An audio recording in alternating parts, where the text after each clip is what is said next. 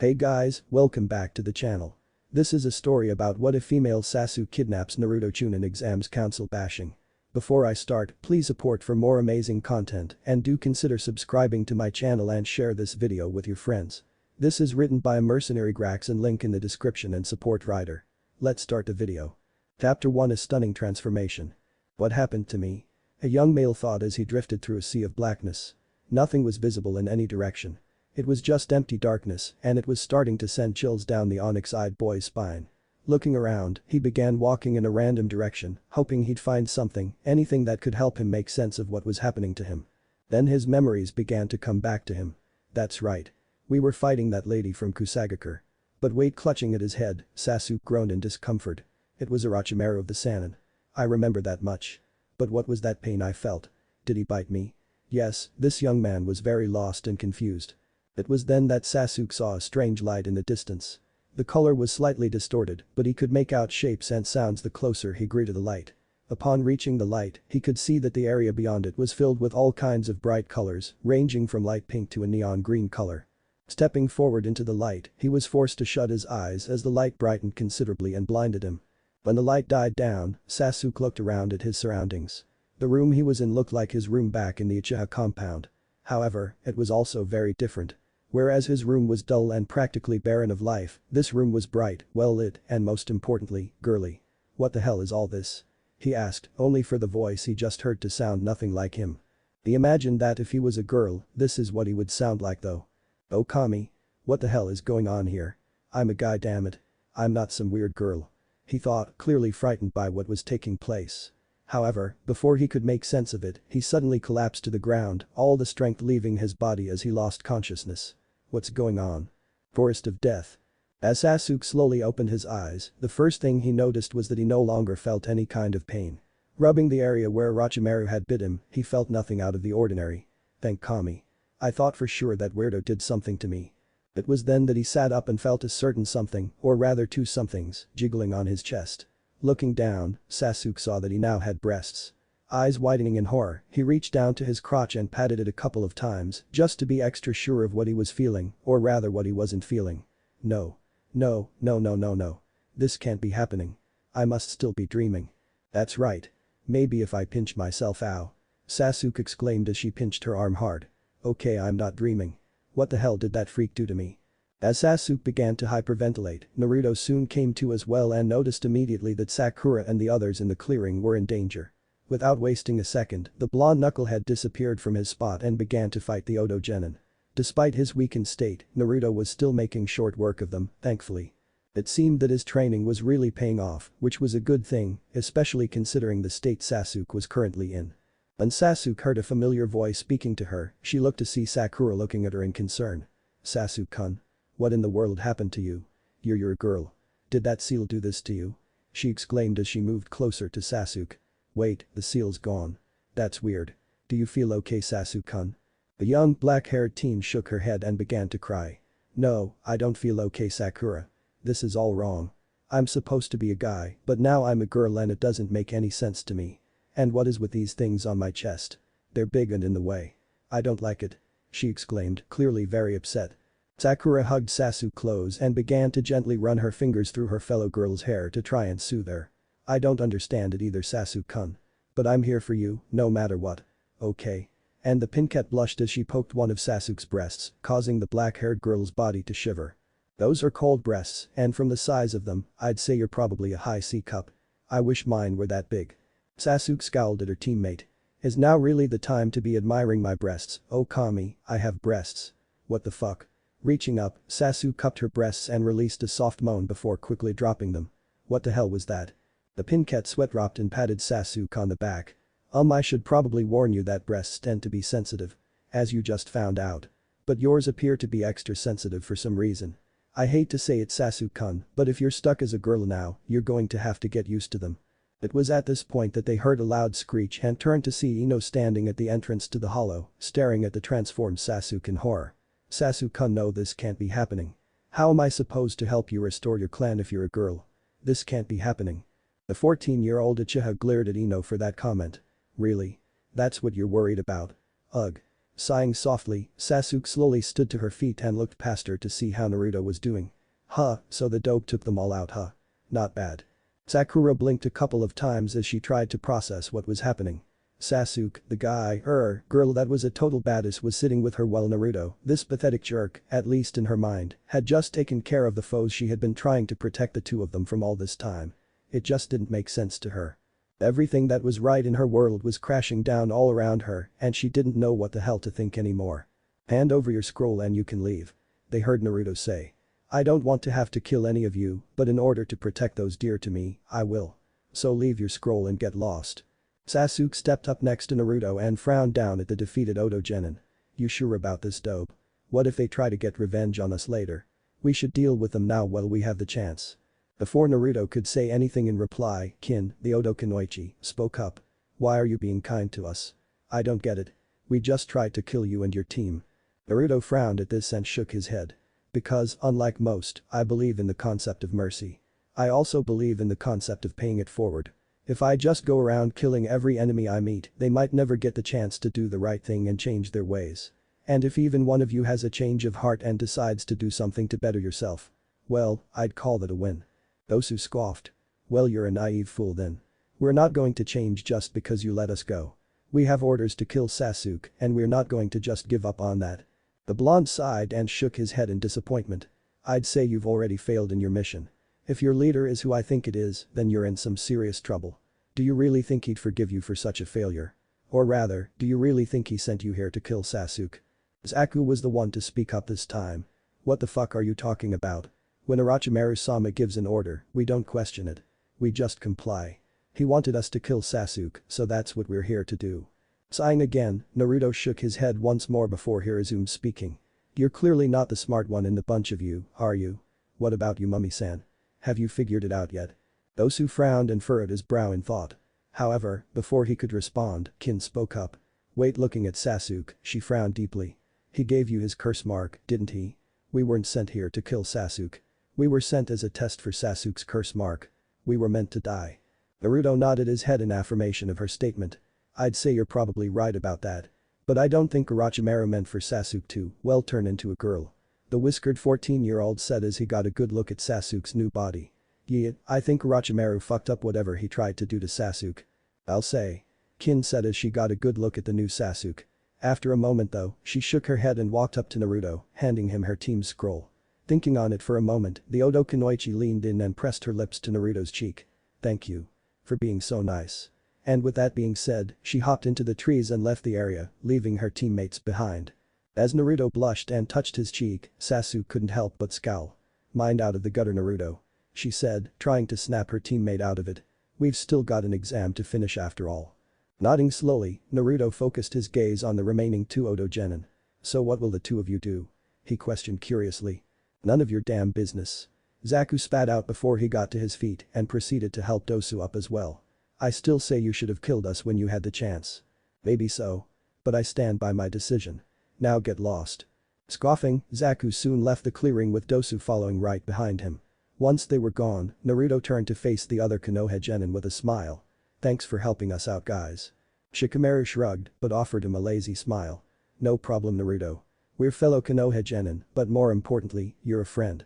We weren't about to leave you guys to die at their hands. Choji nodded along with what his best friend had said before he popped a few chips in his mouth. Lee looked at Naruto and gave him a thumbs up and a bright smile. That was a most youthful fight, Naruto-kun. Hopefully we get to see you and your team in the final exam. He said before he leapt off with his teammates. Sasuke turned to Naruto and said, we still need the other scroll, Naruto. We should get going if we want to have any hope of making it through this exam. The whiskered blonde looked at Sasuke and frowned as he motioned towards her body. Are you sure you're feeling up to it, Sasuke? I mean, look at you. You're a hot girl now. Don't you need to take some time to get used to this new you first? The raven-haired Uchiha shook her head. Right now I'm more concerned with passing this exam. I don't know about you, but I want to earn the rank of chunin. Even if I'm stuck like this for the rest of my life, I'll still become strong enough to kill Itachi and avenge my clan. After that, well, I hope to restore my clan, even if it has to be as a woman. I'd prefer to become a man again, but I'm determined to see my goals through no matter what. Well, regardless of what happens or if you can't return to your natural gender, I'll still help you, Sasuke. We're teammates and friends, right? Naruto asked with a kind smile on his face. The female Uchiha found herself blushing a bit as she slowly nodded her head. Why yeah. Thanks Naruto. Smiling at his friend, Naruto patted Sasuke on the shoulder gently before he turned to Sakura. Sakura-chan, we need to get going. The pink-haired teen nodded slowly and thanked Ino for fixing up her hair. Afterwards, she joined her teammates and said, I'm ready. Let's go. See you guys in the final exam. Naruto said before he and his team hopped off in search of another team that they could battle. As they went along, Naruto was focusing his senses in an attempt to locate a team faster. One of the things that his teammates and sensei never seemed to appreciate was the fact that Naruto was a sensor. He could easily pick out another person from hundreds of feet away. Right now, however, he was more focused on a team that seemed to be lying in wait to ambush those that got too close to their location by the tower. Motioning for his teammates to stop, he pointed ahead of them into a rather dark section of the forest. There's a team waiting just up there. I know you'd prefer to make the plan Sasuke, so what do you want to do? Sasuke frowned as she thought about it. Where exactly are they Naruto? Naruto pointed out 3 spots higher up in the trees. There, and there. They're above us right now, but I think if we split up and sneak up behind them, we might be able to take them out and collect their scroll. The problem is, we don't know the extent of their abilities or even who they are. Who they are doesn't matter. Everyone is to be treated like an enemy in these exams Naruto. Now, let's split up and take these 3 down. Sasuke said before he took off to sneak around behind her chosen target. Sighing, Naruto rubbed the back of his head and nodded. She has a point. He said, though the fact that he now had to refer to Sasuke as a she was a bit disturbing. Sakura-chan, he looked at Sakura and pointed off towards one of the remaining 2 targets, you take that one. I'll get the other one. He said before hopping off. Left alone, Sakura fidgeted nervously for a moment before she steeled her resolve and hopped off to go and deal with her opponent. I hope I don't screw this up somehow. Later. Damn. I can't believe our luck.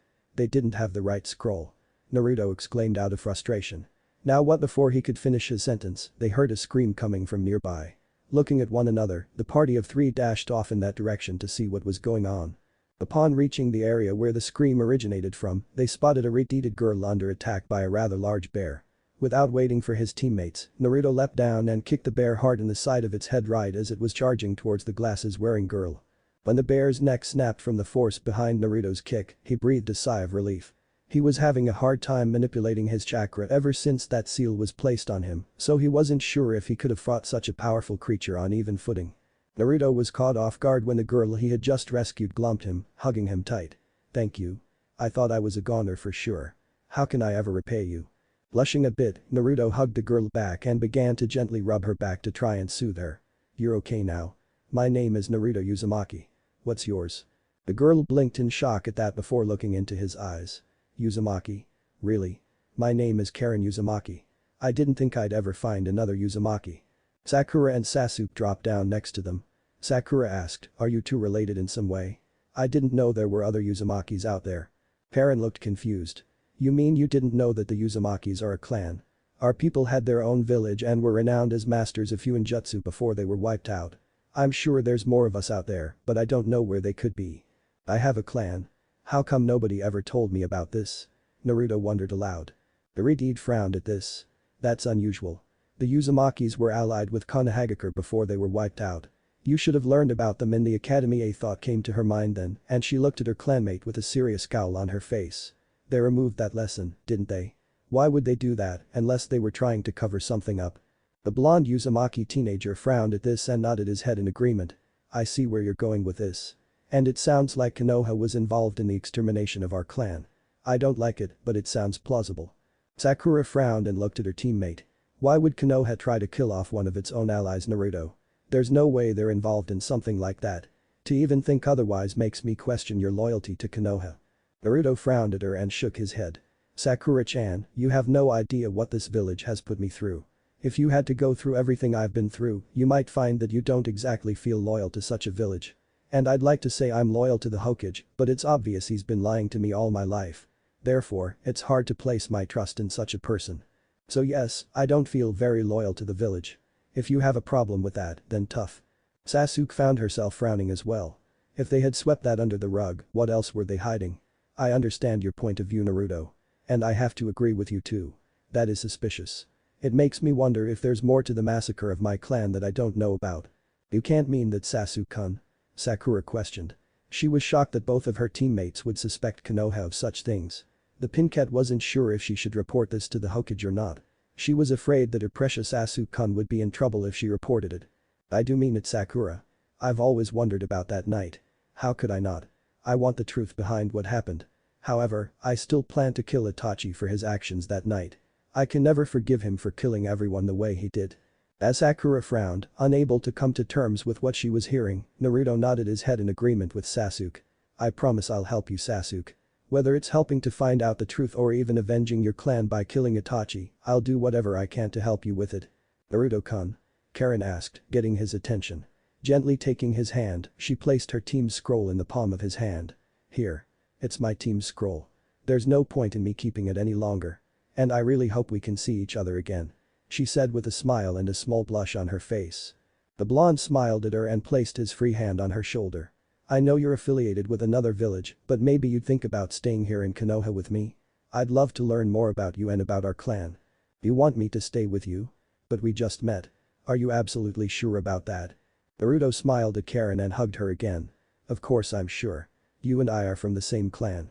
We should stick together. Karen couldn't help but smile as she hugged her clanmate back. That sounds wonderful. Of course I'll stay with you. I'm looking forward to getting to know each other better. And I'll gladly teach you all I can about our clan.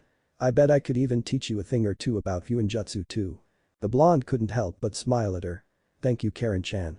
I'm looking forward to it. Looking down at the scroll in his hand, he smiled and turned to his team. Looks like we've got the scrolls we needed. Ready to head to the tower. Sasuke and Sakura both nodded. Smiling at them, he hopped off with the others following right behind him. It was time to finish this stage of the exams. Hokage's office. Ginsuchi had left her teammates behind and journeyed to the edge of the Forest of Death, where she informed one of the chunin nearby that she needed to speak with the Hokage. They let her out and escorted her to meet with the Sandaime Hokage in his office. Now that she was sitting in a chair across from the Hokage, the black-haired Kunoichi couldn't help but fidget nervously. What she was about to do was dangerous, but she felt this was the right thing to do, especially after that kind boy treated her with such kindness. May I ask what you needed to speak with me about, Kin? There must be something important on your mind if you needed to see me so urgently. Hiruzen said as he looked into the young woman's eyes. Nodding her head, Kin looked into the Hokage's eyes and took a deep breath. Yes, Hokage-sama. As you know, I'm from the village of Itagakure. I don't know if you know this or not, but Orochimaru is the leader of that village. He's planning to attack Konoha during the final stage of the Chunin exams. More importantly, he wants to kill you. I don't know the details of his plan or anything special like that though. I just wanted to warn you that he's planning an invasion and that you need to be careful. I see. The Sandaime Hokage said. Thank you for bringing this information to me, Kin. This could not have been an easy decision for you, and I'm sure you understand the kind of danger you've put yourself in by coming to me. What made you decide to do this, I wonder? The black-haired teenager blushed a bit and looked down. It was that boy, the one with the whiskers. Naruto-kun, I think his name was. He was kind to me when no one else was. I just wanted to repay his kindness in some way. I see. Well, he does have that effect on people. I'm glad you came forward with this information, Kin. I'll grant you asylum within my village. I'll try to find you proper housing, and I'll grant you the protection you need now that you've betrayed Orochimaru. It's almost certain he'll be out to get you now. Kin blushed a bit more as she looked into the Hokage's eyes. Could I maybe stay with Naruto-kun? At least for a little while. Hiruzen frowned in thought for a moment before shaking his head. He doesn't have enough room in his apartment for that. But, I do have an idea. I'll need to talk with Naruto-kun first, but for now, you can stay in the apartment next to his. I'll ensure that you're protected at all times, so you should have no reason to worry. He promised. Thank you, Hokage-sama. I truly appreciate it. And I'm looking forward to getting to know Naruto-kun better. She said honestly. Naruto boy, you sure are a lucky young man. Hiruzen thought, finding the whole situation to be quite amusing. Forest of Death Tower. Upon arriving at the tower, Team 7 had easily solved the riddle and watched as Iruka was summoned through the scrolls. When he saw Karen with them, Iruka was initially confused, but he quickly shrugged it off and explained the meaning of the riddle to them. After he had finished speaking, Naruto said, Iruka-sensei, I need to see the Hokage. It's important. Frowning at this, the Chunin instructor nodded slowly. Alright Naruto-kun, I'll inform Hokage-sama that you need to see him right away. Expect a visit from him soon. For now, go find your room and rest. I'm sure you've been through quite a lot already. He said before disappearing in a body flicker to quickly make his way to the Hokage Tower. After Team 7 found their room, Naruto decided to explore the tower with Karen, while Sakura opted to stay with Sasuke. Once the two Uzumakis had left the room, Sakura turned to face Sasuke and said, "Sasuke-kun. How are you feeling?" Sasuke sighed and shook his head. "Honestly.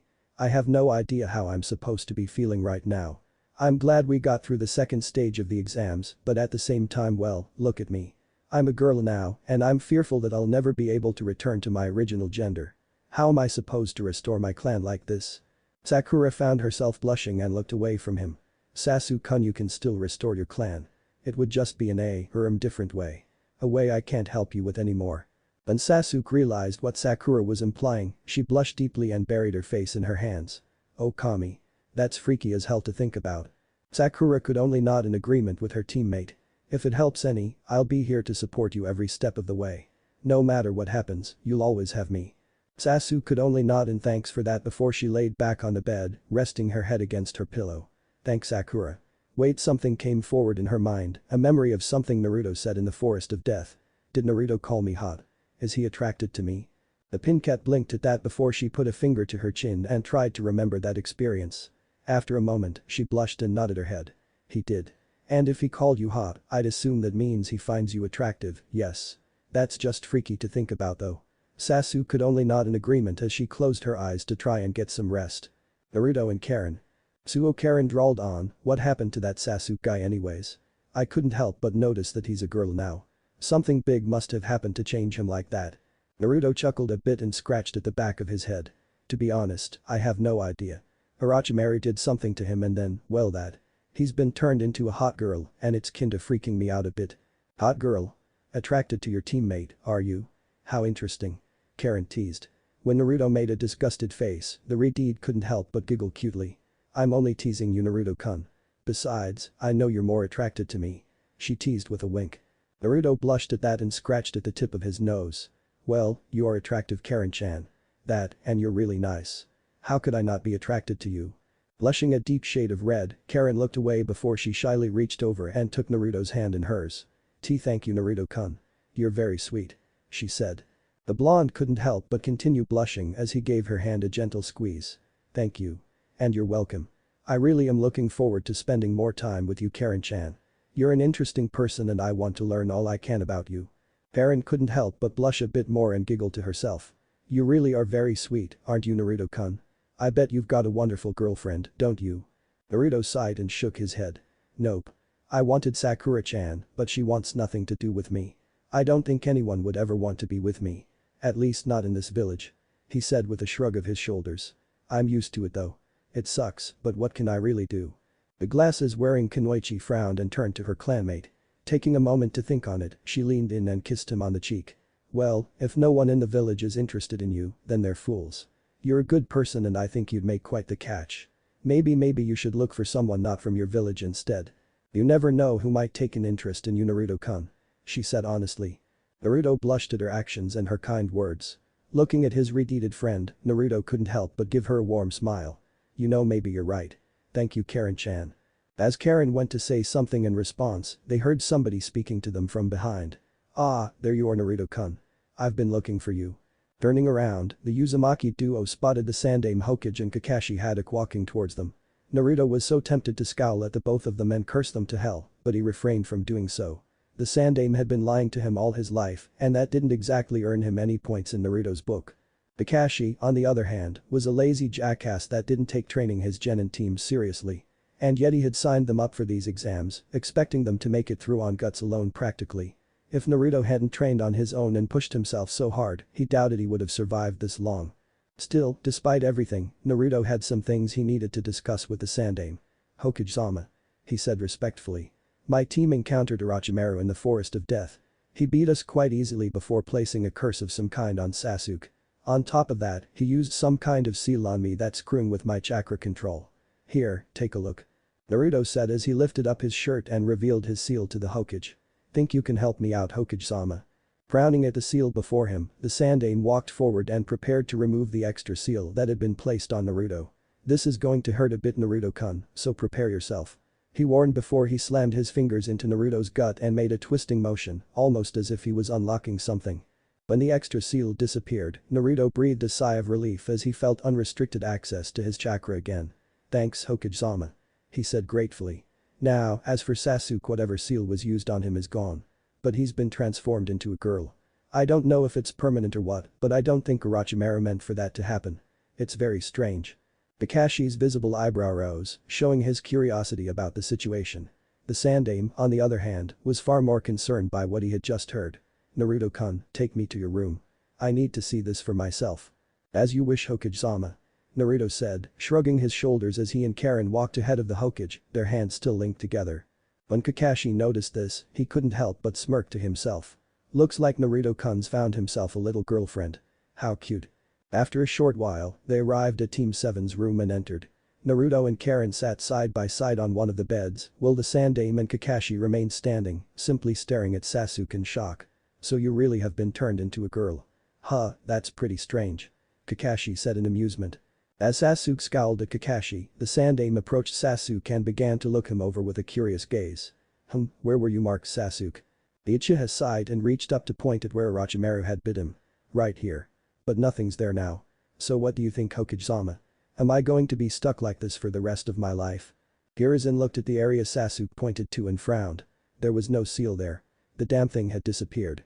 Looking into the young woman's eyes, the Hokage frowned and shook his head. "I don't know for sure Sasuke, but if I had to fathom a guess. Yes, you're stuck like this. I don't think there is a way to change you back. Whatever happened with the curse seal has caused you to fully transform into a woman. I'm sorry. I wish I had better news for you Sasuke. If it helps, I can have Jiraiya-kun have a look at you the next time he's in the village." "I would really appreciate that Hokage-sama," Sasuke said, sounding awfully depressed about her situation. "But if I'm stuck like this, I really want Orochimaru to pay for it. This isn't how I pictured my life going. I mean, just look at me. I've got these big breasts now and I don't have my anymore. Instead it's all changed and I'm not sure how any of this works. I don't know what a girl is supposed to act like or anything either. So I'm confused and freaking out and I don't like it." Karen frowned at Sasuke. "There's no reason to worry about how to act Sasuke-san. Just be yourself. It's okay if you don't act like a typical girl. We're all different and there's no one right way to act. As for your breasts you might want to look into getting some comfortable bras because those are going to end up hurting your back if you don't get some support for them." The raven-haired Uchiha went wide-eyed and shivered. "A bra? Oh Kami, I have to wear a bra, what about underwear? And do I have to dress like a girl too?" Hiruzen sighed and patted Sasuke's shoulder gently. "It might be more comfortable for you if you did. I'm sorry to say it Sasuke, but if you're stuck like this, you might as well get used to it rather than fight it." When Sasuke began to cry seconds later, Naruto got up and walked over to his friend and wrapped her up in a hug. It was awkward, especially when Sasuke buried her face in his chest and just sobbed, but he just continued to hold her until she eventually cried herself to sleep in his arms. Laying her down on her bed and tucking her in, Naruto released a soft sigh and looked at the Hokage. "She's been through a lot. I'm certain she'll be fine for the final exam though. Just need to give her some time." Nodding his head in understanding, Hiruzen looked at Naruto for a moment before releasing a sigh. "Naruto-kun, after the next stage of the exams, we need to have a talk. It's about something rather important." "Alright. That sounds like a good idea to me. I had something else I wanted to talk to you about too, so that works for me," Naruto said. Hiruzen was curious to learn what it was Naruto wanted to talk to him about, but decided to shrug it off for now. Turning to face Karen at this point, the Sandaime raised a curious brow and asked, "And who might you be young lady? I would have figured you'd be with your team." Karen frowned and shook her head sadly. "My teammates were killed in the forest, Hokage-sama. I'm the only one left. Naruto-kun saved me and I've decided to stay with him. After all, we're from the same clan. We should stick together, right?" she asked, looking hard into the Hokage's eyes, as if daring him to say something to the contrary. Hiruzen's and Kakashi's eyes widened at hearing this. Looking into one another's eyes, the two of them quickly realized that this is probably what Naruto wanted to talk to them about. What are the odds that he would have run into another Uzumaki in these exams? Damn. Hiruzen thought. I was hoping to keep him in the dark about his clan for a little while longer. Now he'll have questions and I don't know how I'll answer them. His trust in me must be wavering now. Kakashi spoke up at this point. "So you're a member of the Uzumaki clan, are you? Well, it's nice to meet you," he said, though Naruto and Karen could both sense he was lying about that. "However, you should know you can't move on in the exams without your team." Irideed shook her head at that. "I know that. That's not why I'm still here. I've decided that I'm staying with Naruto-kun here in the village. You two don't have a problem with that, do you? The silver-haired Jonin sweat-dropped as he looked to the Hokage for an answer. Hiruzen sighed and shook his head. No. There's no problem. You're more than welcome to stay. I've been meaning to talk to Naruto-kun about this anyways. He said. However, Naruto narrowed his eyes in suspicion and shook his head sadly. It was obvious to the young man that Hiruzen would have continued to hide his heritage from him for a while longer if he had been given the chance to. Eren frowned before she looked at her clanmate. Seeing his look of disappointment, she couldn't help but feel for him. They really didn't want you to know, did they, Naruto-kun? She thought sadly. Turning to the Hokage, she offered him a fake smile and said, "Thank you, Hokage-sama. I'm looking forward to my new life in Konoha." Hiruzen nodded his head slowly. Good to hear. I have to get going now though. It was nice meeting you, Karen. He said before leaving the room. Kakashi looked between Naruto and Karen for a moment before releasing a sigh and leaving the room without saying a word. Once they were gone, Karen asked, "Wow. They really didn't want you to know about your heritage, did they?" Before Naruto could reply, Sakura frowned and asked, "Why do you say that? It sounds to me like he was going to tell Naruto about it soon." The blonde shook his head. "No, Sakura, he was lying. He never planned to tell me. You can't sense it, but it's easy for me to tell when someone's lying to me. Hokage-sama wanted to keep me in the dark for as long as possible. I'm sure he would have preferred that I never find out the truth." There you go again, speaking as if they're out to get you or something.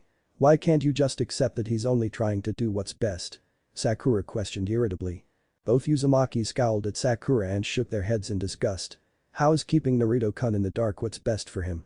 He deserves to know the truth about who he is and what his clan was capable of. Imagine if you were in his position. Wouldn't you want to know about your heritage? To know that you had people out there like you?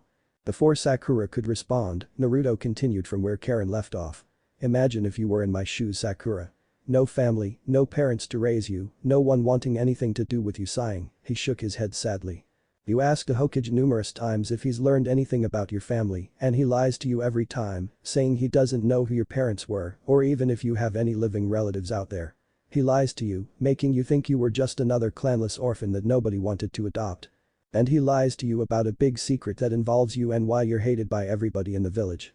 Imagine having to find out the truth from a traitor to the village that wanted to kill you simply for being what you are. How would you feel if you were in my shoes?" Sakura frowned at this and shook her head in disbelief. "Have you ever thought that maybe, just maybe, he really doesn't know who your parents are? And what's this big secret you're talking about? It can't be anything that bad." Karen scoffed and shook her head in disgust. Of course he knows who Naruto-kun's parents are.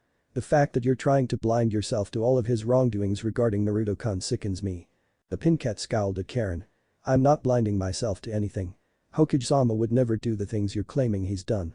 Without a word, Naruto stood up from his bed and left the room, feeling absolutely furious with the pink-haired bitch. However, stopping just outside the room, he glared over his shoulder at his teammate. "I'm finding another room to rest in. Away from you. I want nothing to do with you anymore," he said angrily before storming off to find another room away from his pink-haired teammate.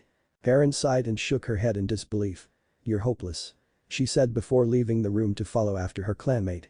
Upon catching up to him, she gently grabbed his hand and gave it a light squeeze. "Are you going to be okay, Naruto-kun?" Naruto released a soft sigh and shook his head. "Can't believe I had a crush on her for so long. She really doesn't think much of me, does she?" Naruto frowned at that. "I'm sorry she was like that to you. You'd be better off without her. You deserve someone far better than her, Naruto-kun." The whiskered 14-year-old smiled at Karen and turned to face her. "Thank you, Karen-chan. I appreciate that. But like I said before, I just can't see anyone being interested in me like that." Frowning at him, Karen took a moment to think on what she should say or do to help her clanmate. After a moment, she sighed and leaned in, capturing his lips with hers in a sweet, loving kiss. When they parted, they were both blushing quite a bit. "Well, if no one else can see how wonderful you are, then maybe I'll take you for myself," she said with a wink. Blush prominent on his face, Naruto was having a hard time looking into her eyes. Thank you, Karen-chan. You're a really great person, you know that." She grinned and nodded her head. "Of course I am. But thank you, Naruto-kun. And just so you know, I am serious. If nobody else wants you, then I'll snatch you up for myself." Chuckling a bit, Naruto looked into her eyes for a moment before he captured her lips with his in another kiss. When they parted this time, Naruto smiled softly at her. "I think I'd like that," he admitted honestly. Karen giggled happily and would have said something more to him, but someone spoke to them, catching them by surprise. "Heh, so the Dobe's got himself a girlfriend, huh? Must be desperate to go after that loser." Turning to see who it was, Naruto groaned. Kiba. Why do you have to be such a jerk all the time? Iridide glared at the annoying bastard that interrupted her time with Naruto. And who the hell are you calling desperate? Naruto-kun's a great guy and he's cute too. That's more than I can say for you. Kiba barked out a laugh and said, he's a loser. Worst in our graduating class, his skills are pathetic, there's nothing special about him. And cute. Ha. That's rich. Hinata, who was hanging back with Shino, sighed and shook her head in disappointment. Kiba, just because Naruto barely passed doesn't mean that he hasn't improved since graduation. He's probably a lot stronger by now. Besides, why you shouldn't badmouth a fellow Konoha shinobi like that? The teenage Inyazuka scoffed at that. I highly doubt he's improved any. Once a loser, always a loser. It's amazing he hasn't gotten his team killed with his incompetence by now. Naruto clenched his fists tight and would have taken a swing at Kiba if Karen hadn't grabbed one of his hands again and squeezed it gently to show her support. Let's just go, Naruto-kun. Sighing, the young blonde nodded before he began walking off with Karen. However, something Kiba said next caused him to pause. Oh, did I strike a nerve? You're pathetic, needing a girl to save you like that. Scowling at this, Naruto shot a nasty glare over his shoulder and said, you'd better hope we don't face each other in the upcoming exam, Kiba. I promise you that if you have to fight me, I'll destroy you. And with that being said, Naruto resumed walking away, holding hands with Karen. DCH. Like he could ever defeat me. Kiba said. But fine, if he wants a fight, he's got one. Hey Kiba, you really shouldn't underestimate Naruto-kun like that. Besides, why do you feel the need to insult him like that? Hinata questioned disappointedly. Because he's a loser. He should never have become a ninja. Someone like that, without any skills or anything special to his name, can never amount to anything. I wouldn't be surprised if he gets himself and his team killed soon enough. Shino sighed and shook his head in disappointment. You really are a hopeless fool, Kiba-san. He said quietly as they walked off to find their room. Before following after her teammates, Hinata glanced in the direction Naruto and his friend had gone off in. I don't care who you are, but Naruto-kun is mine. Naruto and Karen. Are you alright, Naruto-kun? Karen asked as they began approaching a room that looked like a cafeteria of sorts. He was awfully rude, wasn't he? Naruto sighed and shook his head. Kiba's always been like that. I tried to be his friend once, but he's always treated me like shit. I don't know why, either. But yes, I'll be fine. Thanks, Karen-chan. Leaning in, she placed a kiss on his cheek and smiled at him. You're welcome, Naruto-kun. It's best just to ignore people like that. Besides, I bet he's just jealous of you for some reason. The blonde chuckled a bit and shook his head. If he is, I can't imagine why. But thank you, Karen-chan. He said as they went to get something to eat in the cafeteria.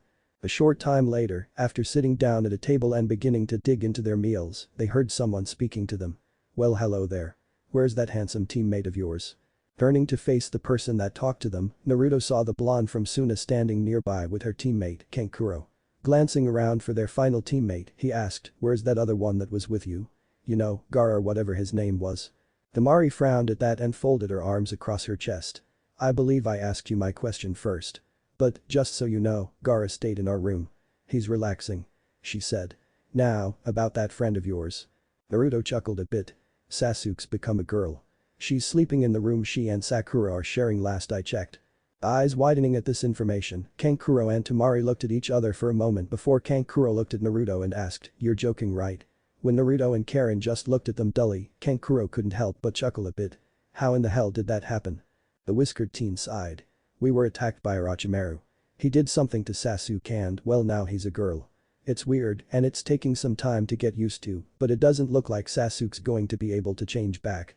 That's a shame. He was a good-looking guy. Oh well. Tamari said with a shrug. What about you? Who's your new friend? Karen smiled and grabbed Naruto's hand again. I'm Karen Uzumaki. We're from the same clan. I've decided to stay here with Naruto-kun. Uzumaki? You're in Uzumaki? Tamari questioned as she looked at Naruto. I thought all Uzumakis had red hair though. Naruto sighed and shook his head. I guess I'm just a special case. One of my parents probably had blonde hair and it just turned out to be the dominant trait. I wouldn't know though, considering the Hokage refuses to tell me about my parents. He won't even tell me if they loved me. How sick is that, huh? He asked irritably. Kankuro's sweat dropped, not quite sure what the hell he was supposed to say to something like that.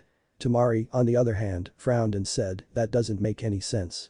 Why the hell is he hiding your family from you like that? Karen frowned at this and shook her head. It's not just that. They're not teaching about the Uzumaki clan in their academy either apparently. It's like they're trying to hide something that they don't want anyone to know about. I see. That is pretty curious. Tamari said. Kind of makes one wonder if they had something to do with Izushiagaku's destruction. I mean, they aren't exactly the greatest people to their allies. Just look at what they're doing to Suna. Our daimyo is outsourcing a large number of missions to Konohagakure and depriving our village of the money and other resources we need. Naruto frowned at this, a thought striking him. If that's true, why did you come to participate in the chunin exams here? I'd think you wouldn't want anything to do with Konoha after they've pulled something like that.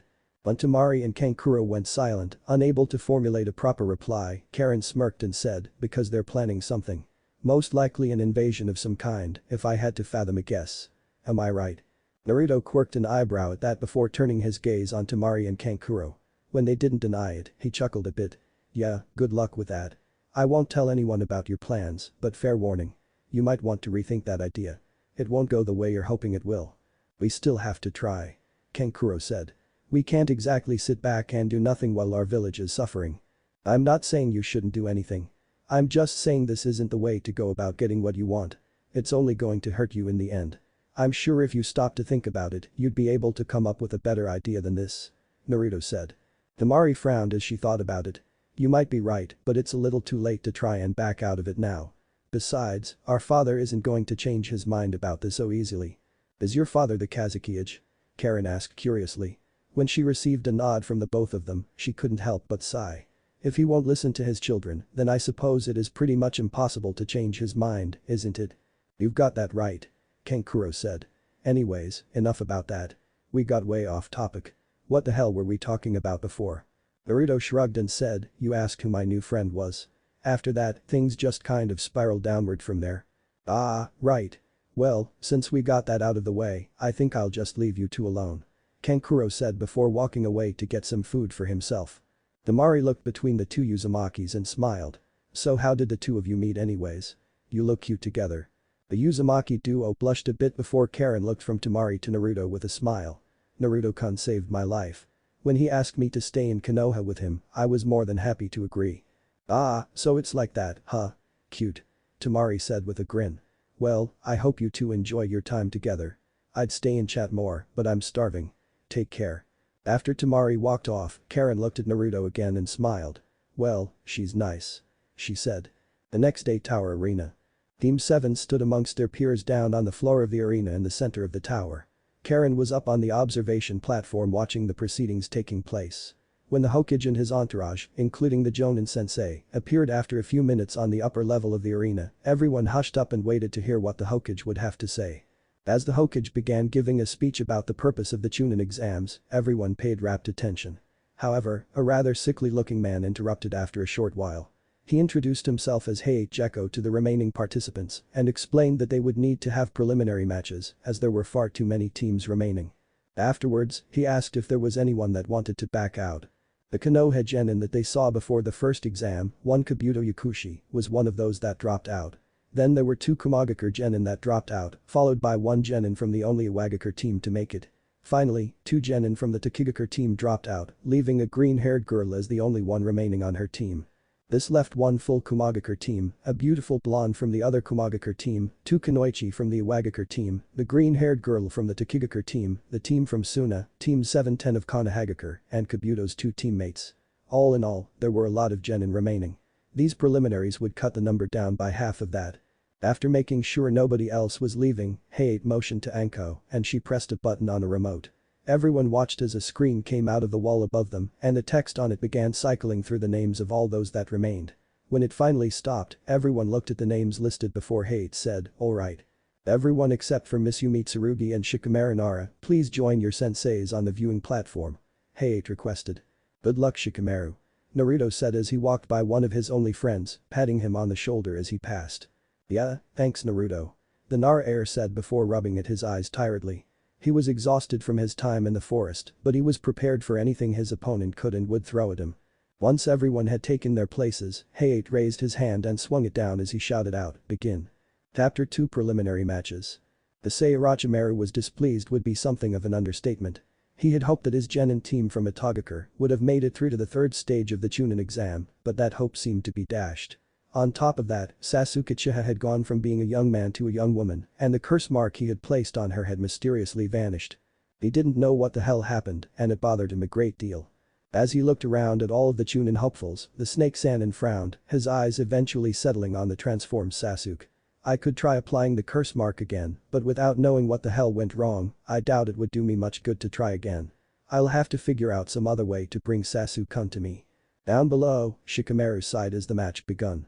His opponent, one Misumi Tsurugi, quickly went on the attack, but the shadow user ensnared him with his shadow imitation technique before he could get too close. "You're not too bright, are you?" Shikamaru asked, not expecting an answer from his opponent. "I suggest you surrender now," he said before moving his hand down his right leg, forcing his opponent to reach down with his left hand to the kunai holster strapped to his leg.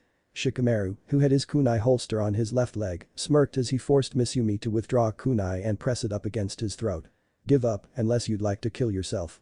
I don't really want to take things that far, but if you push your luck, that's how this is going to go down." Misumi scowled angrily at Shikamaru, furious that he had been bested so early into the fight. When he went to yell at the lazy Nara, Shikamaru forced him to press the kunai against his throat so tightly that it drew blood. Gulping, he shot a glance at the proctor, "Hey Jekko," and croaked out, I give. I surrender." Shikamaru smiled and began to walk off after being declared the victor of the first match. It was a short one, but he'd have it no other way. Before climbing the stairs to the viewing platform, he shot one last look at Misumi and said, "You only lost because you underestimated me. I'm sure you would have been quite the challenge otherwise," he said before climbing the stairs and rejoining his teammates. As Misumi rejoined his friend and sensei, who was in fact Orochimaru in disguise, he grimaced as he caught the glare sent his way. Deciding not to push his luck, he stood next to Yoroi Akado and sighed, but didn't speak a word. It was at this point that the next match was announced, the two genin picked by the randomizer being Sakura Haruno and Choji Akimichi. As the two of them made their way down into the arena, Sakura looked quite confident while Choji looked a bit nervous. However, with the promise of an all-you-can-eat BBQ feast, he soon perked up and looked like he was raring to go. When the match started, Sakura took the initiative to rush forward and throw a punch at Choji's face. Not willing to let himself be hit by such an attack, Choji slipped around behind her and punched her in the back, knocking her to the ground. Quickly moving back from his opponent, Choji quickly activated his multi-size technique and expanded like a balloon. Afterwards, he tucked his limbs and head inside the ball he had become and used his human bullet tank technique to begin charging towards Sakura. Sakura, who had just gotten to her feet, turned in time to see him rolling towards her. Eyes widening in horror, she leapt out of the way before withdrawing a kunai and charging towards her opponent, who was just turning around to continue with his attack. As she reached him, Sakura swung her kunai at the spinning ball of doom, only to wince as her wrist snapped upon impact with the high-speed boulder that was her enemy. Before she could do anything more, she was crushed by Choji, who, after rolling over her, cancelled his techniques before looking down at her. "Hey, are you okay?" he asked, hoping he didn't seriously hurt her.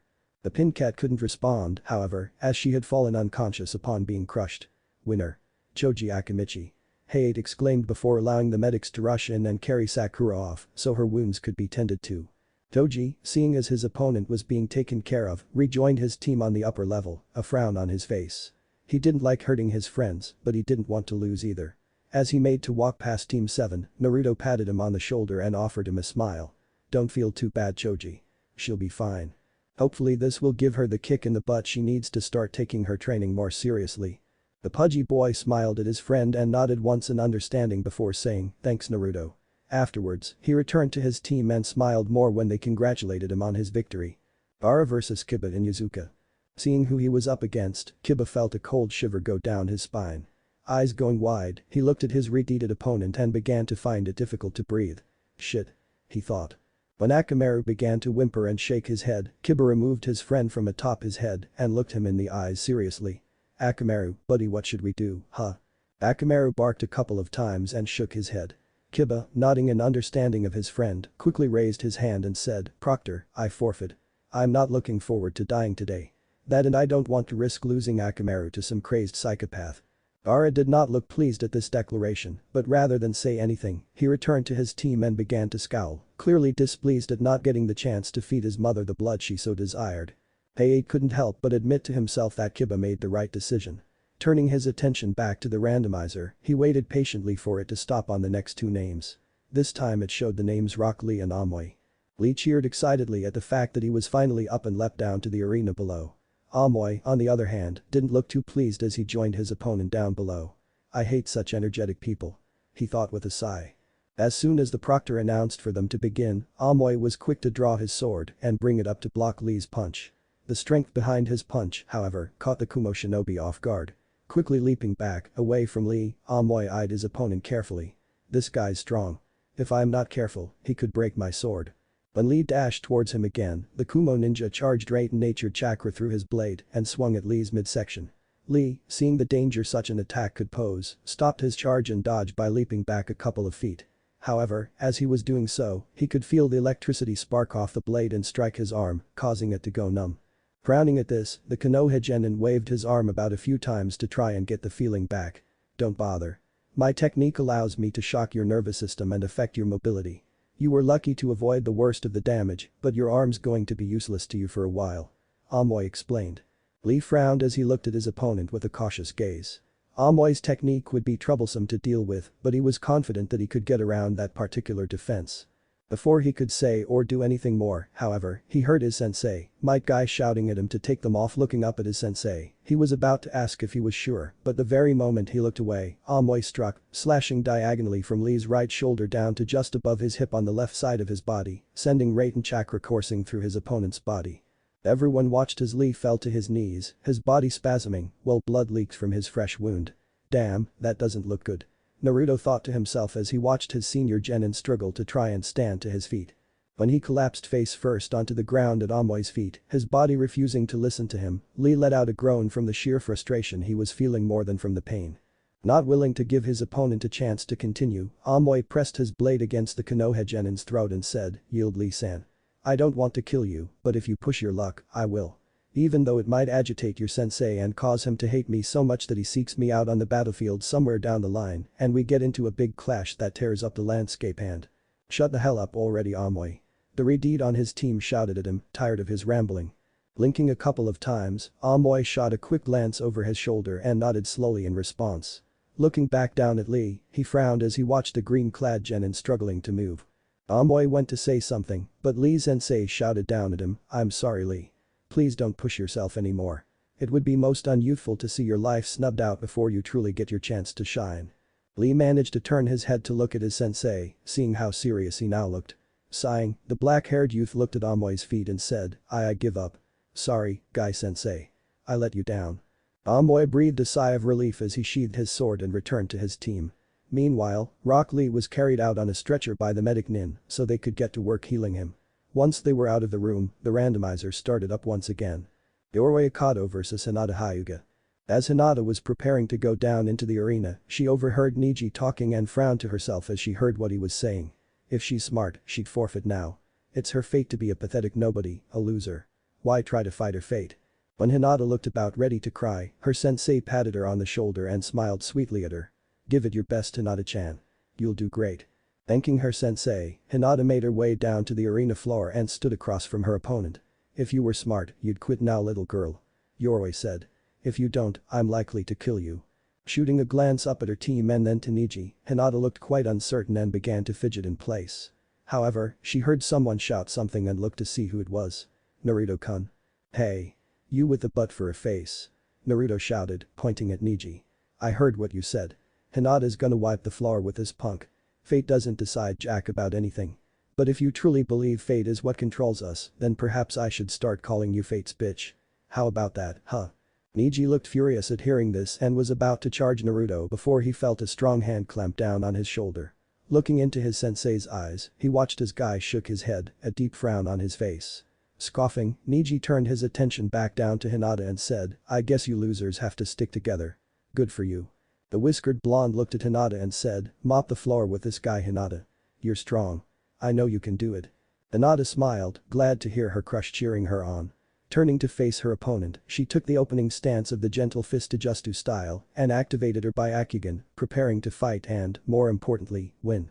Once the match begun, Yoroi smirked at his opponent and decided to mock her a bit more to try and get rid of her newfound confidence. "So the little girl's grown a bit of a backbone. It won't be enough. You're just a pathetic little coward who couldn't fight her way out of a wet paper bag. I'm going to enjoy tearing you down." But that being said, Yorwei dashed forward and attempted to grab her by the arm, but she slipped around to his side and, in the process of doing so, struck numerous points on his outstretched arm. As his arm went limp, he scowled and swung his other arm in an attempt to punch Hinata in the face.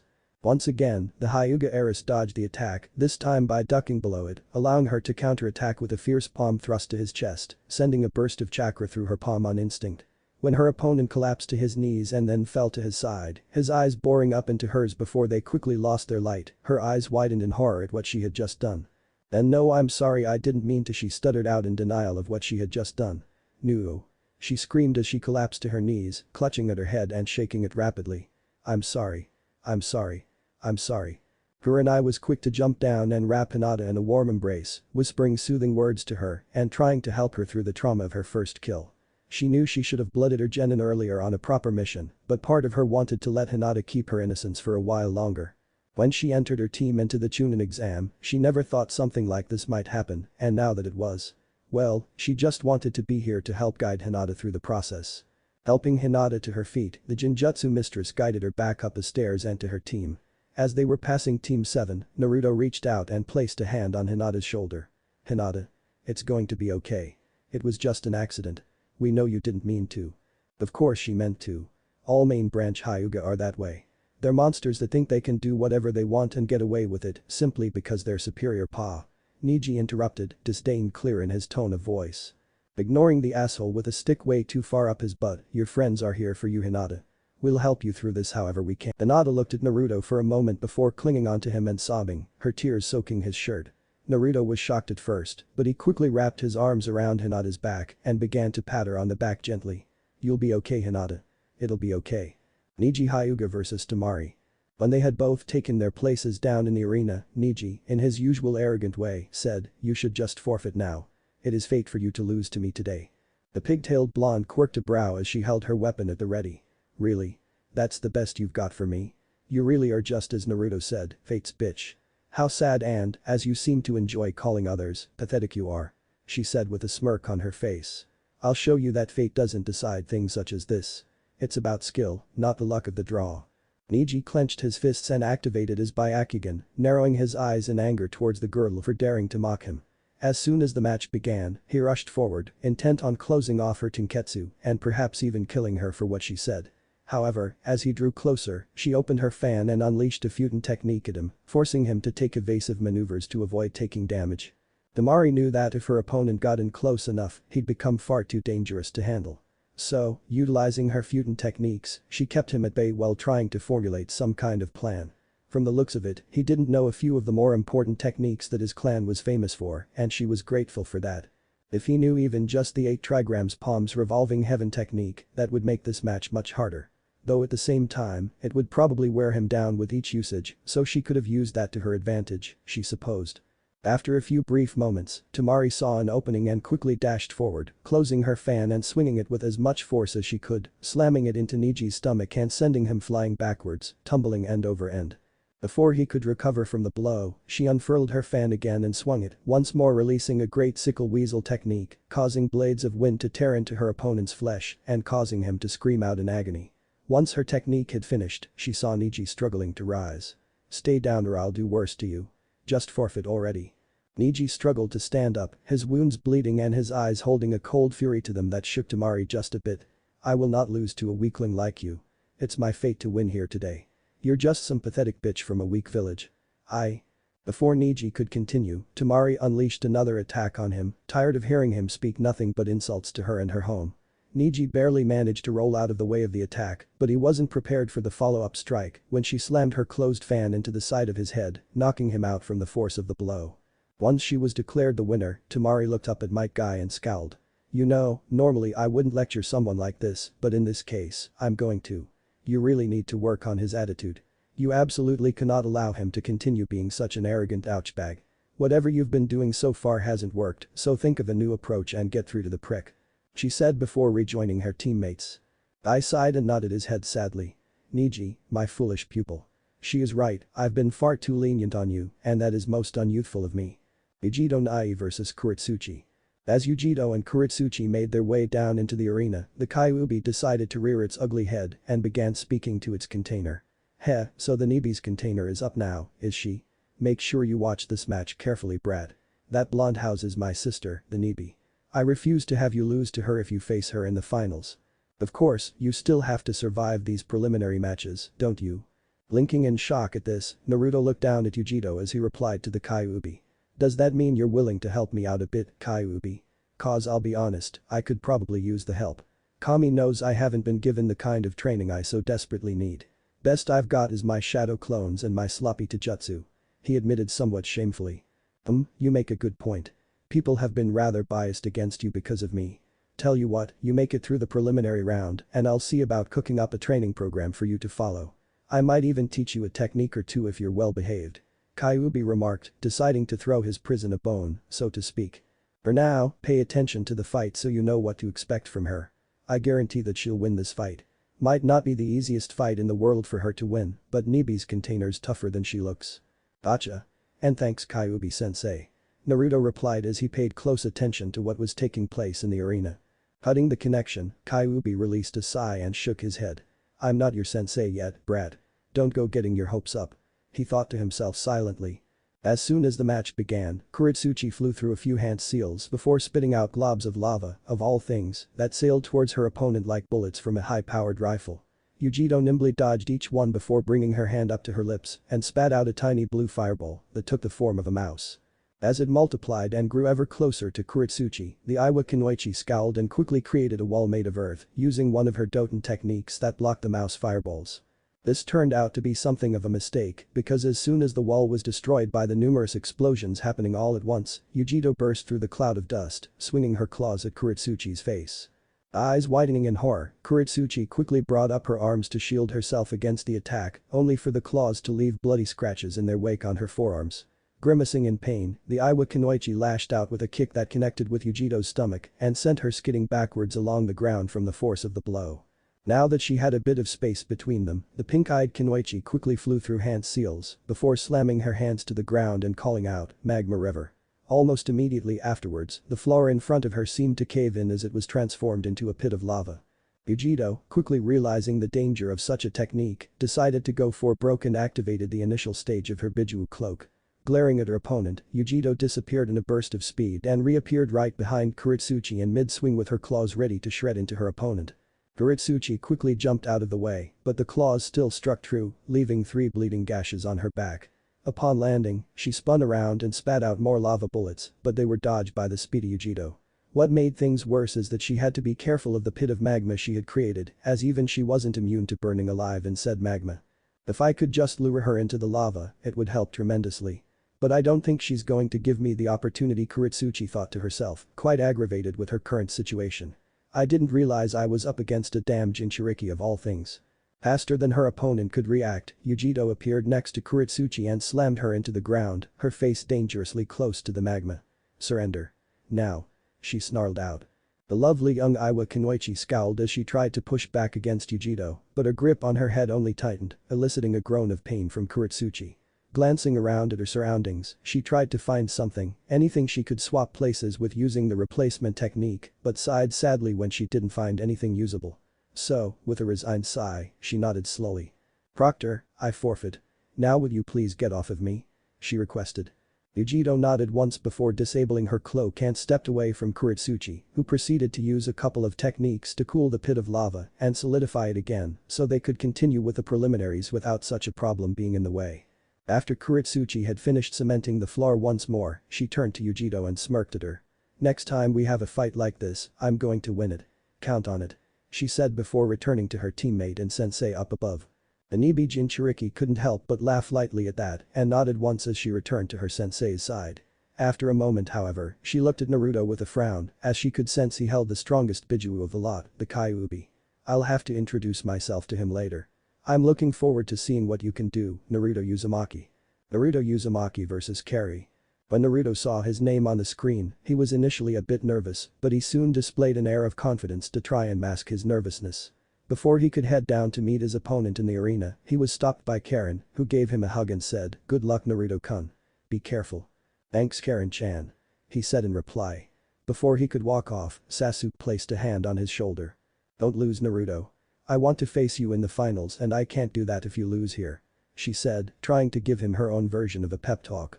Chuckling a bit, the blonde Uzumaki nodded in understanding before he hopped over the railing into the arena below. Standing across from his opponent, Naruto gave her a confident grin. I hope you're ready for this, because I don't plan to lose here. I half expected you to chicken out on me. Guess all that bravado in the first stage of the exam wasn't for nothing, huh? Still, you're shit out of luck. I'm about to crush you. The redhead replied, a cocky grin on her face. Looking between the two of them, Hei nodded once before shouting, begin. And leaping away. This was a good decision as Carrie immediately went on the attack, her sword swinging somewhat wildly at her blonde foe. Naruto dodged each attack, moving the absolute minimum that he had to, so he wouldn't expend too much energy dodging her attacks. At one point, the blade got a little too close for comfort and cut his cheek, just below his left eye. Naruto seemed to pause at this point as he reached up and wiped some of the blood off of his cheek. Huh, you're not bad. He complimented before reaching up and quickly grabbing the tip of her blade when she swung it at him once again. Carrie blinked in shock and tried to pull her sword back and out of Naruto's grip, but he held firm, keeping it and, by extension, her in place. I think it's my turn to make a move, don't you, Carrie? He asked rhetorically before he held up his free hand and formed a one-handed seal. Shadow clone technique. In an instant, a large puff of smoke surrounded them and made it impossible for anyone to see what was taking place down below. Just as suddenly as it happened, the smoke was blown away by a wave of chakra.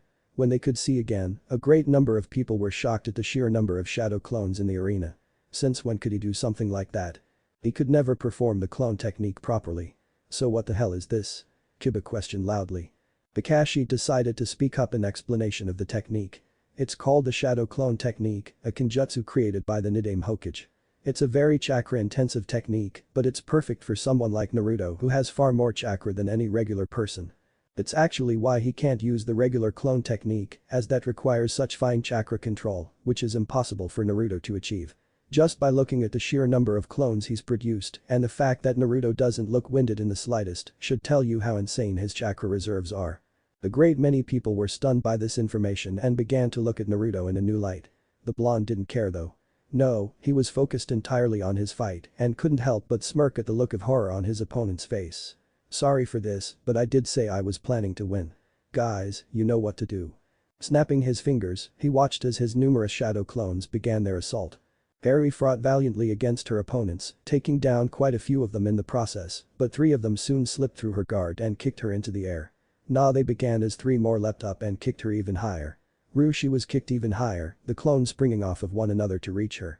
The real Naruto appeared above her, spinning in place before he hit her in the midsection with a powerful kick, the force sending the 2 of them crashing into the floor below. Uzumaki combo. With his attack finished, Naruto dispelled his clones and withdrew a kunai before walking over to the downed Carrie and pressing his kunai to her neck. Do you yield? Wincing in agony, she said, Proctor, I forfeit the match. At hearing this, the proctor called the match in Naruto's favor, while the blonde withdrew his kunai and slipped it away. Smiling down at his foe, Naruto helped her to her feet and allowed her to lean against him so she wouldn't collapse. You fought well, Carrie. I had fun. Looking at her opponent, she was a bit flabbergasted, but she couldn't help but smile at him. Thanks, Naruto. You're a lot tougher than you look. I learned a lot from our fight. Shortly after she said that, the medics came out to take her away. She grumbled a bit but complied with their wishes to take care of her. Returning to his team, Naruto smiled and fist-bumped Sasuke, the 2 of them grinning at one another. Good job, Naruto. I knew you wouldn't let me down. She said. That was awesome. Congratulations, Naruto-kun. Karen exclaimed, smiling brightly at him. Yes, good job, Naruto. I'm proud of you. Kakashi said with an eye smile on his face. Naruto frowned at this comment but nodded his head in acceptance before turning around so he could watch the next fight. Proud of me? Yeah, right. You didn't teach me anything other than the tree climbing exercise. You're a lazy asshole. Don't worry about him, Kit. I'll train you for the final matches. What you learn between then and now though is entirely dependent on how much time there is between these preliminary matches and the finals. Regardless, I'll get you up to snuff in no time, especially with those shadow clones of yours. The Kyuubi said, trying to cheer his container up a bit. Thanks, Kyuubi-sensei. But I have to ask, why are you being nice to me? Shouldn't you hate me? Naruto questioned, quite curious about the Kyuubi's reasoning. Nah, you're not the worst person to be sealed inside of. Besides, you've had it rough and there's no real point in making things worse than they already are. And it's like I said, I don't want my jailer to be weak. You represent me, after all. The assholes in this village have done everything possible to keep you under their thumb and have intentionally stunted your growth. I plan to fix that. Well, thank you, Kyuubi-sensei. I appreciate it. I just hope I don't let you down. And what did you mean about the shadow clones? How can they help with my training? The Kyuubi sweat dropped at this before chuckling a bit. If you had bothered to truly read over the description of that technique when you had the scroll of seals, you would have learned that anything a shadow clone learns, when it dispels, those memories get transferred to the caster of the technique. What this means is that you can use them to help you with your training. Say for instance you're trying to master the exercise for an elemental nature such as fire. Whatever progress one of your shadow clones makes with the exercise, it can dispel and pass that knowledge on to you and the other shadow clones to make things easier. It also makes learning new techniques pretty easy too. Of course, you'll have to do all the physical exercises yourself, as your clones can't pass on the physical aspects of your training. So while your clones are doing one thing, I plan to have you exercising as much as possible to increase your strength, stamina, the whole shebang. I hope you're prepared for the torture your training's going to be, Naruto Uzumaki. That sounds awesome. I can't wait, Kyuubi-sensei. Naruto exclaimed in thought. I won't let you down. Sighing, the Kyuubi laid its head down on its paws before relaying one final message to his container. Kurama, kid. My name is Kurama. If we're going to be working together, you might as well refer to me by name. Kurama, huh? That's a nice name. Thanks again, Kurama-sensei. All Kurama could do was chuckle a bit as he watched through his container's eyes as the next two fighters took their place in the arena. Tenten vs Samui. Wish I had breasts that big. Karen muttered to herself as she looked at the blonde Kumo Kunoichi in the arena. I feel so flat in comparison. Sasuke quirked a brow in curiosity before looking at Karen's chest. Then she looked down at her own breasts before looking into Karen's eyes. These things just get in the way. I'd gladly trade you if I could. Karen looked at Sasuke for a moment before she began to cry comically. It's not fair. You were a guy. How'd you end up with a body like that when you were transformed, huh? The raven-haired Uchiha sweat dropped at this before turning around to watch the fight. She figured it was best to ignore the inane ramblings of the redhead behind her. Samui couldn't help but release a sigh as she rubbed her shoulders a bit. Yet another person that claims to envy my body. So uncool.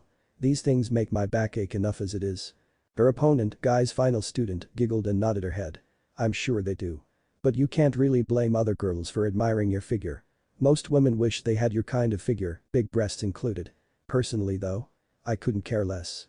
My goal is to be as strong, if not stronger than Tsunade-sama someday. Beating you here will put me one step closer to that goal. So, I hope you're ready. I'm going to rock your world. Samui deadpanned at her opponent and said, you know the perverts are going to take that the wrong way. Would you say it like that? So uncool.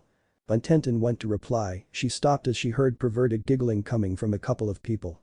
Sweat dropping, she rubbed the back of her head and chuckled nervously. Sorry about that. Anyways, we're ready, Proctor. She said, looking to Hate, who nodded before calling for the match to begin. Samui immediately drew her tanto and prepared to combat anything her opponent might send her way. However, she didn't expect for dozens of weapons to come flying at her. She deflected as many of them as she could, but still ended up receiving numerous nicks and scratches along her body, while a few weapons were actually embedded in her left arm and right leg. Wincing at this, Samui watched as her opponent began to manipulate her weapons via razor-thin ninja wire. When they came flying at her again, Samui muttered, uncool. Before letting out a soft sigh and saying, Proctor, I forfeit. I don't have anything that could combat this type of opponent. When the weapons fell lifelessly to the ground, the blonde bombshell breathed a sigh of relief before she bowed her head to her opponent. Thank you. You've shown me an area that I need to improve in. Good luck in the finals. And with that being said, Samui allowed the medics to take her away, while Tenten went to work collecting all of her weapons once again. Naruto couldn't help but smile for his old friend's victory. When they were in the orphanage together, she was his only friend. The day she got adopted, he made her promise not to forget about him, just as he promised not to forget about her.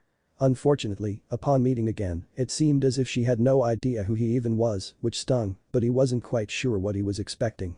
Still, he didn't hold a grudge against her for forgetting about him. Actually, he was just sad that he had lost his once friend. When Tenten went to pass him, he whispered to her, congratulations on your win, Ten-chan. Causing her to pause and stare at him. Nobody's called me that in a long time, aside from my parents, that is. A kid back in the orphanage used to call me that, but I can't remember his face. She admitted, a frown on her face as she looked him over. Naruto sighed at this and nodded his head. I kind of figured. At least you haven't totally forgotten about me. I was worried your new parents might have done something to make you forget about me. The bun-haired girl frowned at this. Don't go accusing my parents of anything, you little runt. They're good people. It was at this point that Tenten clutched at her head and screamed out in pain. They wouldn't, she muttered through the pain. Tenten-sensei was by her side in an instant, looking her over carefully for whatever might be causing his student such agony. What he saw worried him greatly. As he parted the hair on the top of her head, he could see the outline of a seal shining brightly. In no time at all, he had his student in front of the Hokage. Hokage-sama, someone has placed a seal on my student.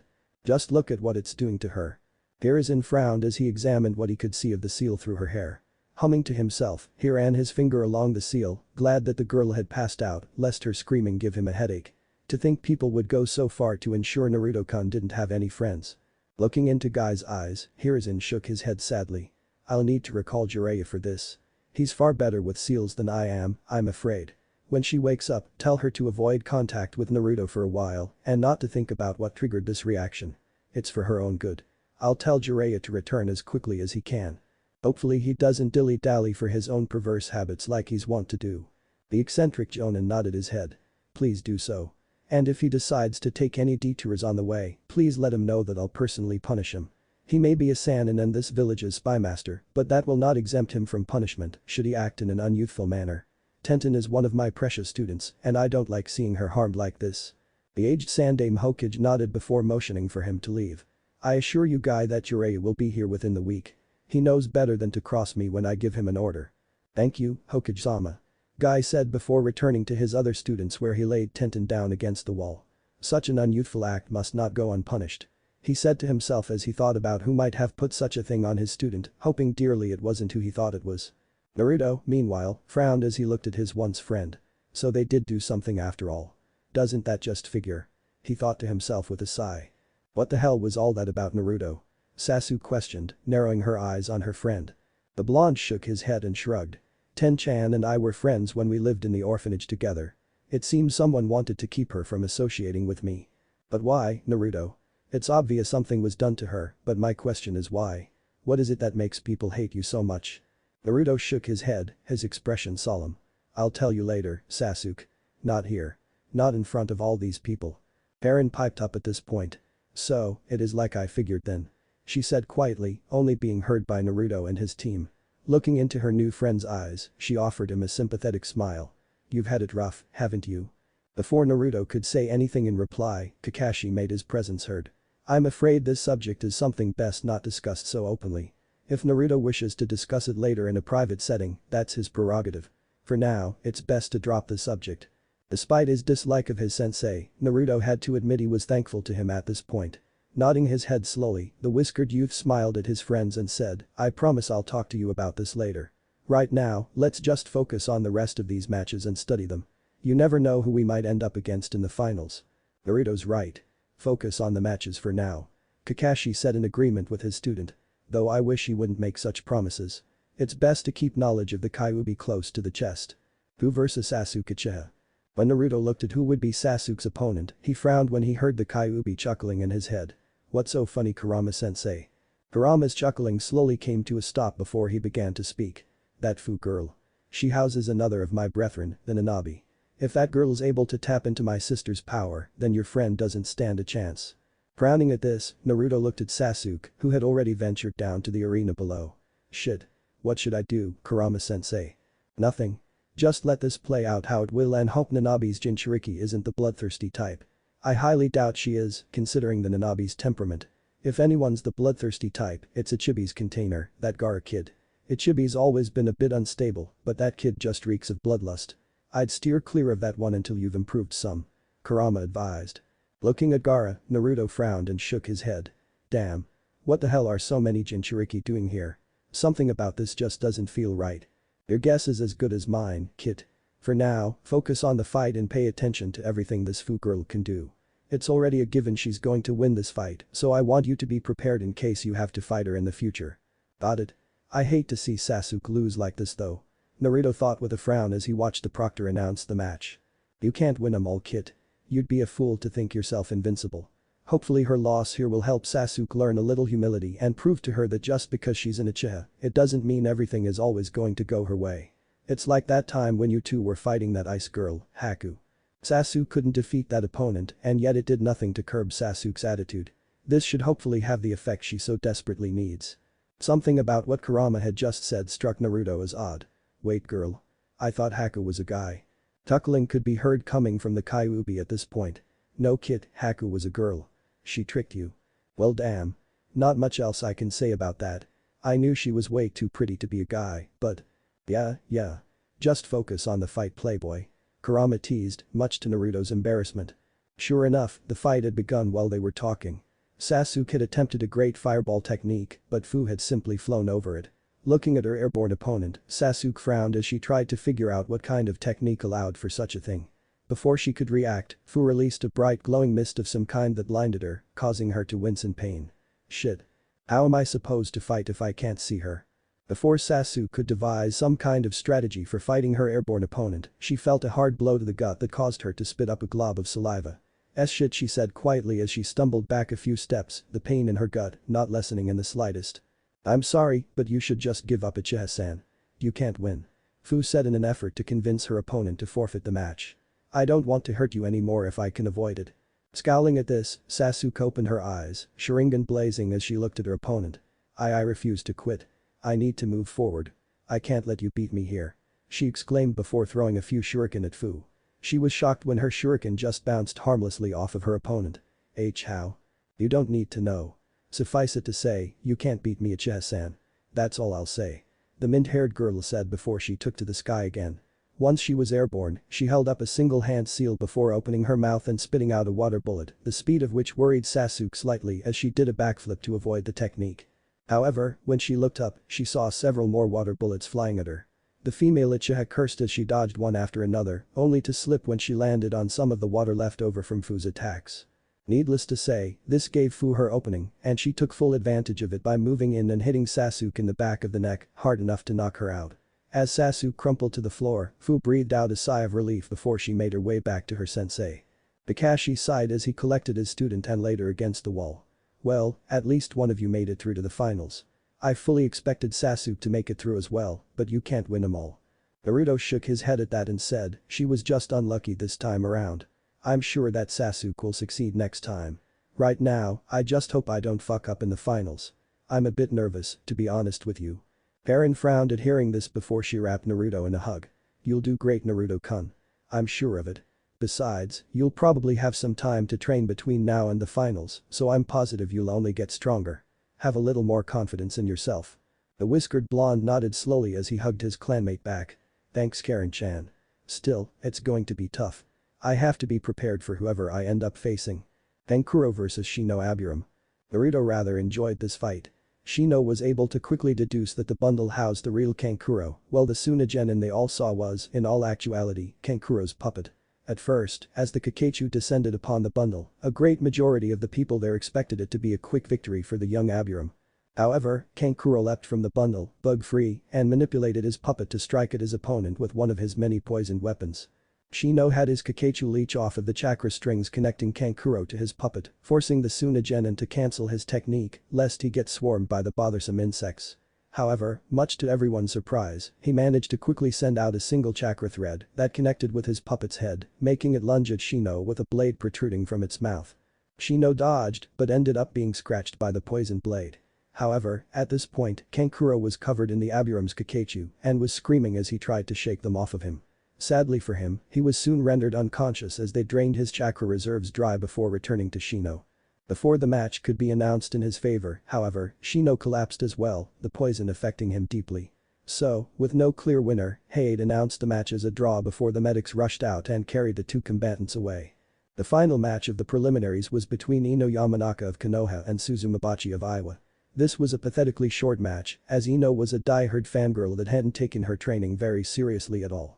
The teenage blonde attempted to use her primary clan technique to take over Suzumabachi's body, but her opponent avoided this technique and had her bees descend upon Ino, quickly taking her out of the competition. Now, with all the matches over and done with, all of the winners were called down to draw numbers from a box as it was carried to each of them. I've got one. Naruto said as he held up his slip of paper. And 9. Hinata said timidly. 7. How troublesome. Shikamaru muttered. 6. Choji said. I'm 8. Tenten said, having woken up sometime during Shino's match. She was feeling a little better now, but she couldn't help but feel like something was wrong. 10. Gaara said quietly. I'm number 2. Temari said with a grin. 5.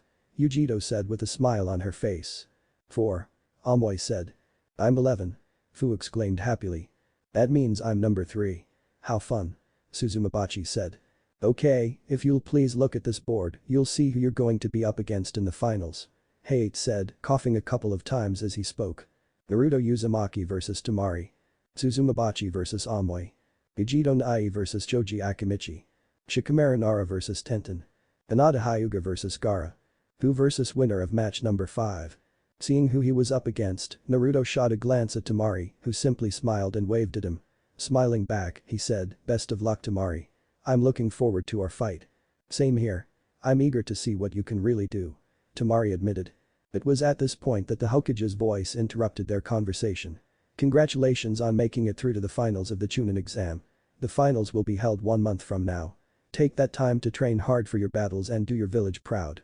Each of you have more than earned your place in the final matches, and I know I, as well as many others, are looking forward to seeing what you can do. Dismissed. As Naruto went to walk away, the Hokage's voice stopped him. Naruto-kun, I would like to speak with you in my office tomorrow morning. I have a lot to talk with you about. For now, take the rest of the day off and try to relax. And good luck in the finals. Nodding slowly, Naruto was soon joined by Karen as they made their way out of the tower. Naturally, he was curious about what was so important that the Hokage would ask to speak with him, but he pushed that thought aside for simply enjoying Karen's presence. He would worry about the finals and his meeting with the Hokage later. Right now, he wanted to go enjoy a couple nice hot bowls of ramen at his favorite establishment in the village, Ramen Ichiraku. He had already gone far too long without enjoying the food of the gods, and he'd be damned if he went without it any longer. Sure, ramen wasn't all that he ate, but he still loved his favorite food and liked to spoil himself a little from time to time. Before they could leave the tower, Sasuke caught up to them and patted her teammate on the shoulder. Hey there. I hope you weren't planning on ditching me. I still want to hear the truth from you about what the heck's going on. Also congrats on making it to the finals. Sorry I couldn't join you. I really tried, but… Naruto smiled at Sasuke and shook his head. It's okay Sasuke. You really just had poor luck this time around. I'll explain later, but your opponent was just out of your league. Probably out of mine too. There's a reason for that and I promise I'll tell you later. For now, let's just go enjoy a nice warm meal and leave worrying about all the other crap for later. I know I'm starving. Giggling a bit, Sasuke nodded her head before following along as they left the tower and proceeded through the forest of death, making their way back towards the village proper. I can't help but wonder just what he means by that. I suppose I'll find out later. For now, it's nice to just be with my friend. Chapter 3 Revelations. After arriving at Ramen Ichiraku and ordering their meals, Naruto looked at Karen and then at Sasuke, who were sitting beside him. Alright, here's as good a place as any to talk about this. The old man and AM-chan already know about my secret, so it should be fine to talk about it here. He said, a slight frown tugging at the corners of his lips. Alright, spill it Naruto. What's this secret of yours that you're unable to speak of in front of others? It sounds like some kind of horrible secret, but what could be so bad that it causes people to hate you the way they do? Sasuke questioned. Naruto sighed and said, Sasuke, you remember how we learned that the fourth killed the Kyuubi? Well, that's not true. You can't kill what is essentially a massive chakra given form. The best you can do is seal it away. Each of the Biju have been sealed inside of people that are called Jinchuriki. Jinchuriki, they aren't born, they're made. And then, after those in charge make us into Jinchuriki, we're normally treated with disdain and hatred. People treat us like we're the Biju themselves. It's wrong, because. Perrin placed a comforting hand on his shoulder and said, it doesn't make sense that Jinchuriki are treated so harshly when they normally don't have any choice in the matter. The people in charge create them, and then they're treated like they're worth less than dirt. I had a feeling you were one when you first hinted at it. But, I could also sense something else within you, despite how warm and inviting your natural chakra is. For what it's worth, I'm sorry you've had to live such a harsh life. Sasuke was wide-eyed for a time before she eventually said, wow. So that's the real reason people hate you so much. I always thought that they didn't like you because of all the pranks you pulled, but… Naruto shook his head and said, Sasuke, one thing you need to know is that I put up a mask to hide my pain. I chose to smile and act like an idiot so people would leave me alone. As for the pranks. Part of the reason behind those is because it was good training. The other reason? Well, I wanted to get back at the people that had treated me so harshly. I still remember my 10th birthday, they tried to kill me for the first time ever on that day. But the Kyuubi combined with my own natural healing factor just refused to let me die. Kami? Sasuke breathed out in horror. I never knew. The whiskered teen shook his head and said, the incident was brushed under the rug, in a sense. Those responsible for the attack got off easy. I still don't know why. I know you've had it rough too, Sasuke, because of the massacre, so I don't hold the way you've acted towards people, me included, against you. We just took things in different ways. While you seemed to seclude yourself and distance yourself from people, I continued to wear a mask of idiocy and acted like everything was perfectly fine.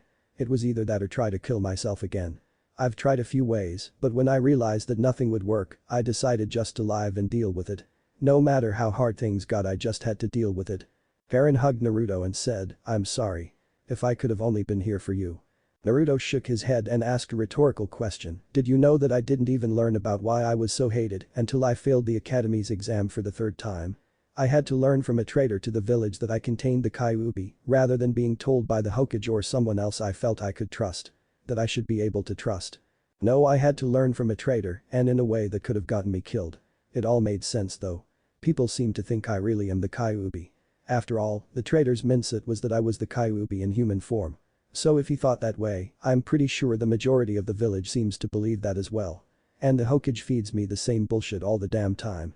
Just give it time. They're grieving and they don't know what they're doing. Blah blah fucking blah. Don't even want to delve into the other crap he's fed me in his attempt to defend the villagers and their actions. Clenching his fists tight, Naruto shut his eyes tight and said, on top of that, whenever I ask about who my parents were, the Hokage essentially shuts me down and tells me to stop asking. Hell, he won't even tell me if they loved me or if I was abandoned or anything. So tell me how I'm supposed to be able to trust someone like that.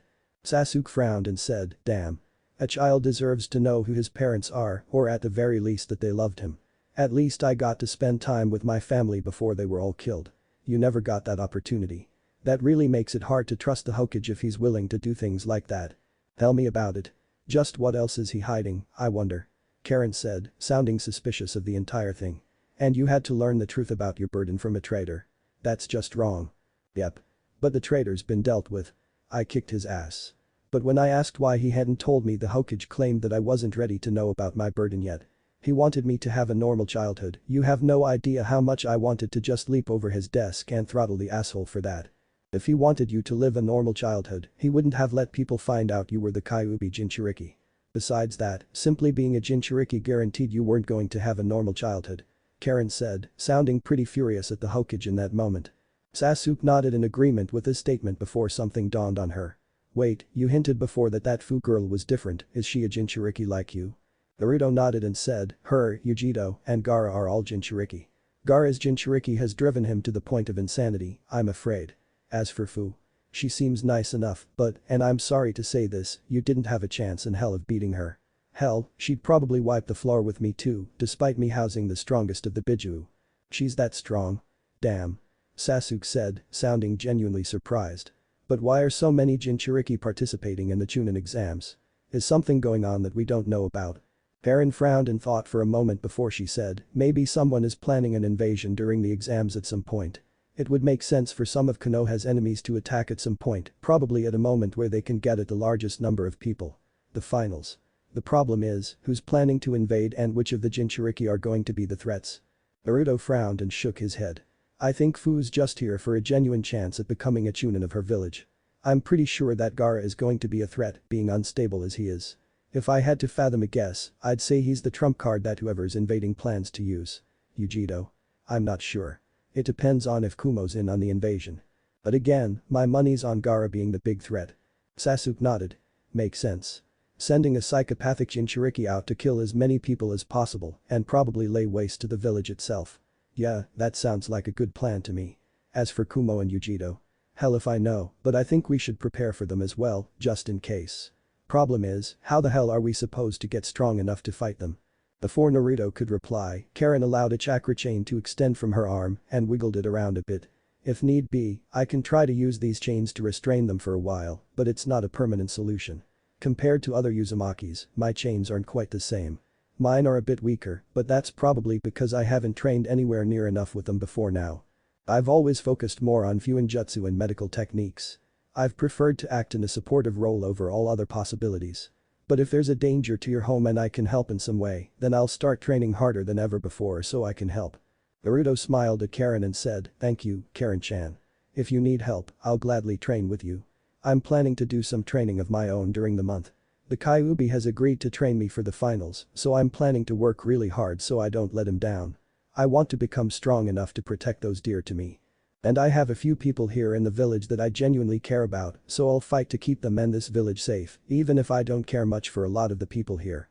Sasuke quirked a brow and asked, "The Kyuubis actually agreed to train you? How'd that happen?" "Kyuubi-sensei is actually pretty nice once you get to know him. Besides that, he's been better to me than a lot of people here. So, despite what others might advise, I've placed my trust in Kyuubi-sensei and am willing to work hard so I don't let him down." Sasuke thought about it for a time before she decided to ask, "Think you and the Kyuubi could help me with my training? I want to get stronger, though it's not necessarily for a pure reason like yours is. I want the strength to one day kill my brother, but I also want to be there for you, Naruto. You're my only real friend and I want to hold on to that bond." Naruto frowned in thought for a moment before he closed his eyes and questioned internally, "Kurama-sensei. What do you think?" While she seems like a typical Uchiha most of the time, she has proven that she's a bit different when compared to them. For one thing, she genuinely seems to care for you, rather than only for herself and her own interests. Most Uchiha only gave a damn about themselves. Best examples of why I hate the Uchiha so much are Madara Uchiha and that Madara Wanab on the night I attacked your village. That damn Wanab ripped me out of your mother and used his blasted eye to control me, using me to try and destroy the village. And yes, before you ask, I know exactly who your parents are. If that old monkey doesn't tell you tomorrow morning when you see him, I'll tell you then. Just know that I'm not fond of either of your parents." Anyways, I got off topic for a bit there. In answer to your inquiry about whether or not I'll train the Uchiha next to you, then I will. If only to make sure that she stays loyal to you and doesn't end up stabbing you in the back later, like so many Uchiha are wont to do. Warn her, though, that if she betrays our trust in her, that I will help you put her down like a sick dog. Do you understand me, kid? Of course, Kurama-sensei. And thanks. If the Hokage doesn't tell me about my parents tomorrow morning, then I'll definitely be asking you. Sorry if it brings up any bad memories, though." Naruto replied before looking into Sasuke's eyes. "He said he'll train you, but if you betray us, you'll wish you hadn't." Sasuke nodded slowly and said, "Then I'd best not betray you too. Besides, you're my friend, there's no way I would betray you for anything. I do remember what Orochimaru said to me, that I'd eventually come to him for power, but I have no intentions of ever doing such a thing. Not so long as I have you here, Naruto." Naruto blushed a bit and scratched at the tip of his nose as he looked away from her. Thanks Sasuke. I appreciate that. And sorry if I've ever come across to you as a pain in the ass or something. I'll say it now that I've always been kind of envious of you, but I never hated you or anything like that." Frowning a bit, Sasuke shook her head and said, "It's fine, Naruto. Yes, you could be a little annoying at times, but I was actually kind of envious of you too. You were so outgoing and everything and I just couldn't help but want to be more open, like you were. I understand that you were wearing a mask, but still." Heh, first time anyone said something like that to me before. "Sounds like we're pretty good for one another, huh?" Naruto questioned, chuckling a bit afterwards. Sasuke found herself blushing at that and quickly looked away. "Why yeah, I guess we are, aren't we?" Karen found herself smirking at this as she said, "You're going to make me feel jealous, flirting the way you are." Naruto blinked in confusion and asked, "Huh? Who's flirting?" Sasuke, on the other hand, blushed deeper and shouted out, "We're not flirting. Besides, we're both guys. No thank you." Karen smirked wider as she looked Sasuke over. "Nope. From where I'm sitting, you're a bona fide woman, Sasuke. So I say you're flirting." The 14-year-old Uchiha looked herself over before crying comically. "Right, I forgot. Damn it." Naruto still looked confused for a time until what he had said earlier fully registered in his brain. Once he understood the implications of what he was saying, he began to blush and found it very hard to look at either girl. Upon seeing this, Karen giggled and said, "See? You were totally flirting." Sasuke and Naruto released heavy sighs and hung their heads, as they couldn't think of anything to say in response to that. So, with no words being said, they went about eating their ramen until they had finished. When Sasuke reached for her wallet, Naruto shook his head. "I've got it. I eat here all the time, so I don't mind paying for your meal too, Sasuke. Same for you, Karen-chan." Sasuke smiled at her friend and nodded her head in acceptance of this. "Thanks Naruto. I'll see you tomorrow, okay?" Naruto nodded and offered his friend a smile. "Of course. Good night Sasuke." Karen decided to tease them again. "You can call her Sasuke-chan, you know." "No, he can't." Sasuke exclaimed, a bright blush forming on her face again. Ugh, I'm just going to go. Good night. As Sasuke ran off, a bright blush on her face, Naruto and Karen couldn't help but chuckle a bit. You really shouldn't tease us so much, Karen-chan. Yeah, Sasuke's hot now, but still. There you go calling her hot again. I'm surprised you two haven't kissed yet. Karen teased mercilessly. Naruto blushed again and looked away, unable to face his clanmate right now. It's not like that between us. Before Sasuke was turned into a girl, we were kinda close, but now. It's kind of awkward. It's certainly a different experience compared to anything else I've been through before. Imagine how it must feel for Sasuke. Poor guy went from being a boy to a girl pretty much instantly. It's going to take a while for her to get used to the change, but I'm sure once she's come to terms with it, everything will be better for her. Yeah, it'll still be a little weird, but I think she'll be pretty happy after a while. Karen said before she rose from her stool and stepped outside of the ramen shack. Once Naruto had paid and joined Karen outside, he gently took her hand in his own, and the two began to walk together back towards his place. Upon arriving, he was shocked to see Kintsuchi standing in front of his apartment, as if waiting for him. Wait, aren't you the girl I let go back in the forest? What are you doing here? Kin offered him a smile and said, I told the Hokage everything I know about Orochimaru and his plans. Then I asked if I could move in with you. You're the only person I know in Konoha besides that Sasuke person, and I'd rather be around someone I trust, you know. Also, my name is Kintsuchi. You're Naruto Uzumaki, right? And who's your friend? Karen couldn't help but notice the look sent her way by the ex-Odo Kunoichi. So, she's trying to determine if I'll get in the way of her building a romantic relationship with Naruto-kun. Interesting. I'm Karen Uzumaki, and I happen to like Naruto-kun. We've already kissed too. She said with a smirk on her face. The Ravenet frowned deeply at this and asked, but you're not in an actual relationship yet, are you? The Redeed frowned as well and said, not quite yet, but if I have anything to say about it, we will be soon. What? Feeling jealous? Kin was practically growling now. You'll be the jealous one when I snatch him up for myself. She said before walking up to Naruto and wrapping her arms around his free arm, bringing his arms snugly between her breasts. I saw him first, after all. Naruto, upon realizing that he was stuck in the middle of a territorial dispute between two beauties, couldn't help but blush deeply to himself while an awkward smile formed on his face. Ladies. Calm down. Please. Karen glared at Naruto for a moment before returning her gaze to Kin. Maybe so, but as I said, I've had his first kiss.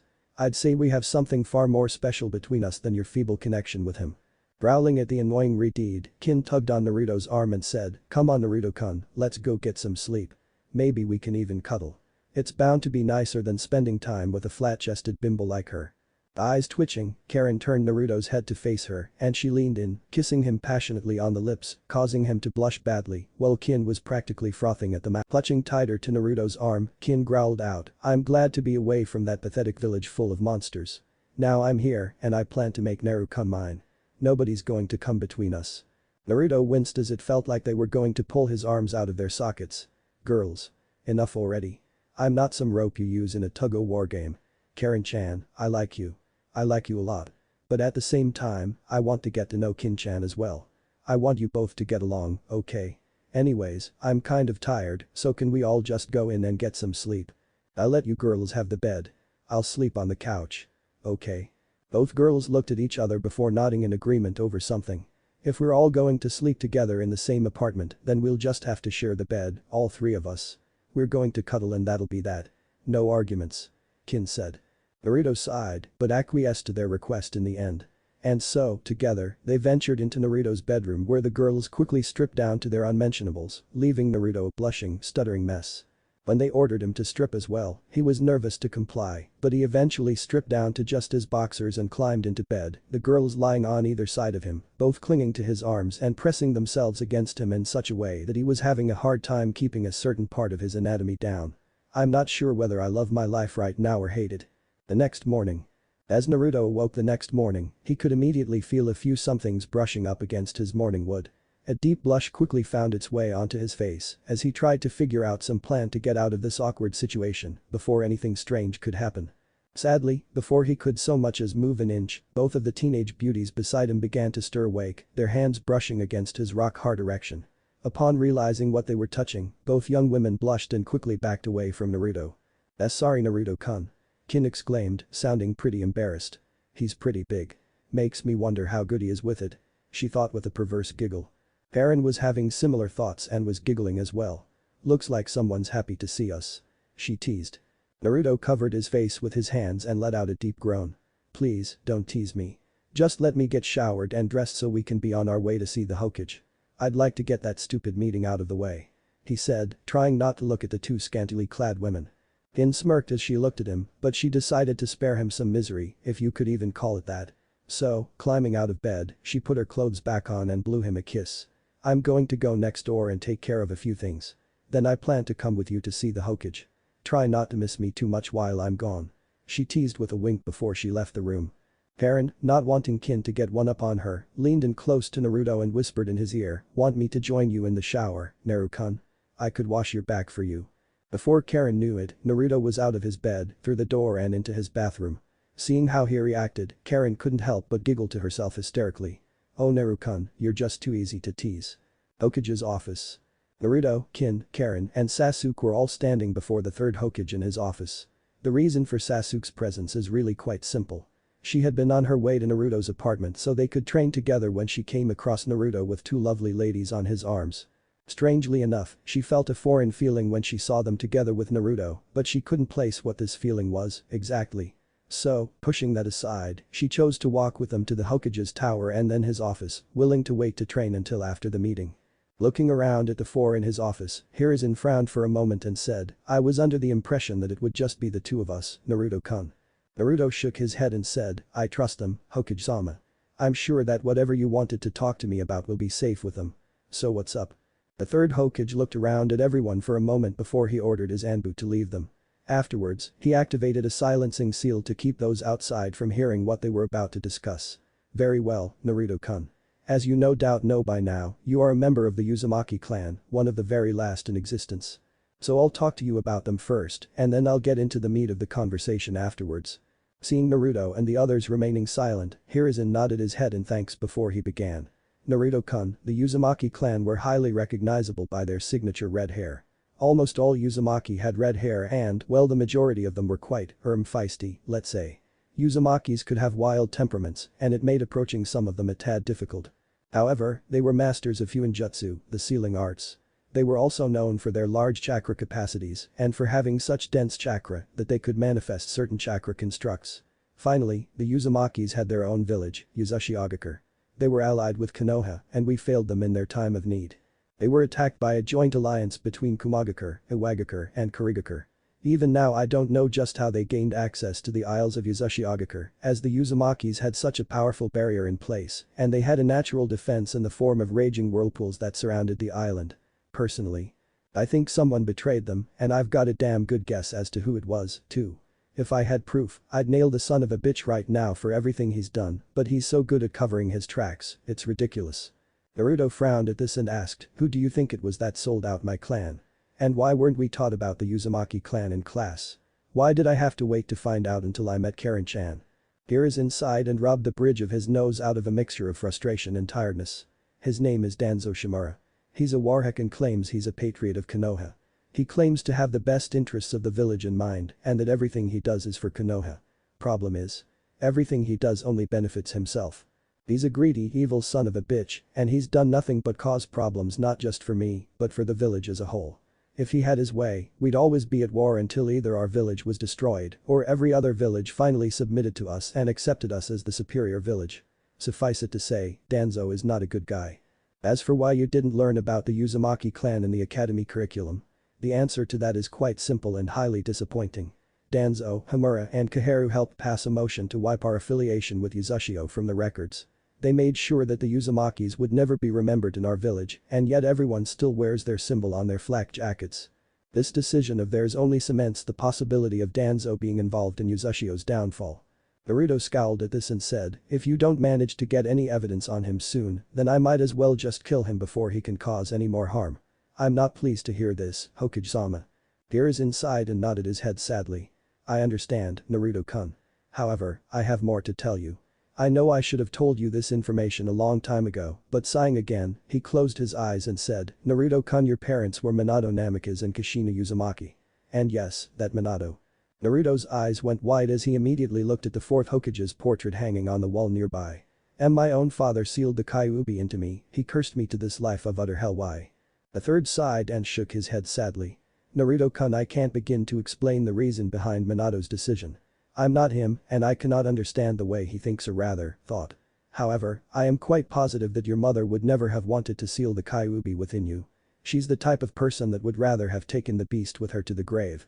I'm pretty sure Minato convinced her somehow that sealing the Kyuubi within you was the best thing they could do at the time. I know he would have preferred for the village to see you as a hero, but I'm sad to say, your father was a naive fool sometimes and placed far too much faith in the villagers. Sighing again, Hiruzen looked up at the ceiling and said, unfortunately, only in Uzumaki can safely contain the Kyuubi. And you were the only healthy Uzumaki in the village at the time. Your mother was dying after the Kyuubi escaped its seal. I highly suspect that there was foul play involved and someone found where they were hiding out while Kushina gave birth to you. Whoever it was must have done something and extracted the Kyuubi from your mother.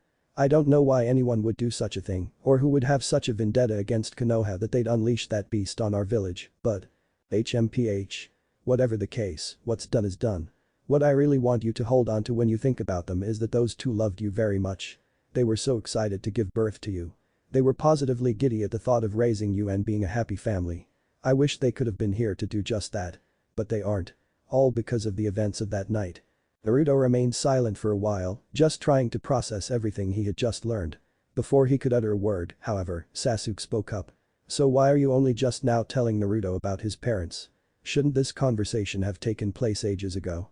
The whiskered youth looked Hiruzen in the eyes, waiting to hear his answer to that question. In truth, I didn't feel Naruto-kun was ready to hear such information. I worried that he might go shouting it from the rooftops that he's the son of the fourth. Can you imagine the shitstorm that would have followed such a declaration? No. I decided to keep such information to myself, waiting for the day that Naruto-kun would be ready for such information. Did you really have such little faith in me, Hokage-sama? Naruto bit out harshly. I've never been stupid. I wouldn't have gone around screaming that to the people of the village. They'd claim I was lying and probably beat me worse than usual for daring to spit out such a lie. And before you say anything, that act of idiocy and smiling all the time. That was my mask. I'm a lot smarter than I've let on, and it bothers me that you couldn't see past that. You should have told me that my parents loved me, at the very least. Hiruzen frowned at hearing this and asked, how come you never confided all of this in me, Naruto-kun? If you had just been honest with me. Naruto scoffed at this and asked, like you've been honest with me? I'm sorry, Hokage-sama, but I knew you were lying to my face every single time I asked about my parents. On top of that, you lied about why the people hated me so much. You claimed not to know when you knew very well what was going on. How could I trust you? You claimed to have had my best interests in mind, but you clearly didn't. The third Hokage sighed and shook his head. Regardless, he said, trying to change the topic, what's done is done. I was going to tell you that I believe it's time you received your inheritance from your parents. This includes their home in the clan district. I'll escort you there now so you know where it is and can get moved in. Gin and Karen have already expressed an interest in moving in with you before, so if you're willing to have them, there is plenty of room for the both of them. Naruto decided to just let the matter drop, since it was obvious that Hiruzen didn't want to talk about his failures any longer. Karen and Kin, however, narrowed their eyes at the Hokage and couldn't help but feel disgust just being around him. Sasuke, meanwhile, wasn't sure what to think. After all, if he would hide such things from Naruto, could he be hiding even more that she didn't know about? She certainly had her suspicions.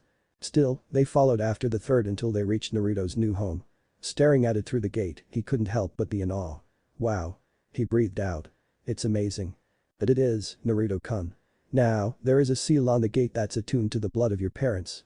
They left it open, in a sense, for your blood to work as well.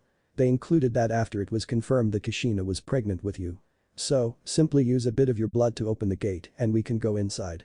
You'll have to key in Karen and Kin so they can have access as well, so you'll definitely want to begin studying your parents' Fuinjutsu books. Hiruzen explained with a smile. Makes sense. Alrighty then, here we go.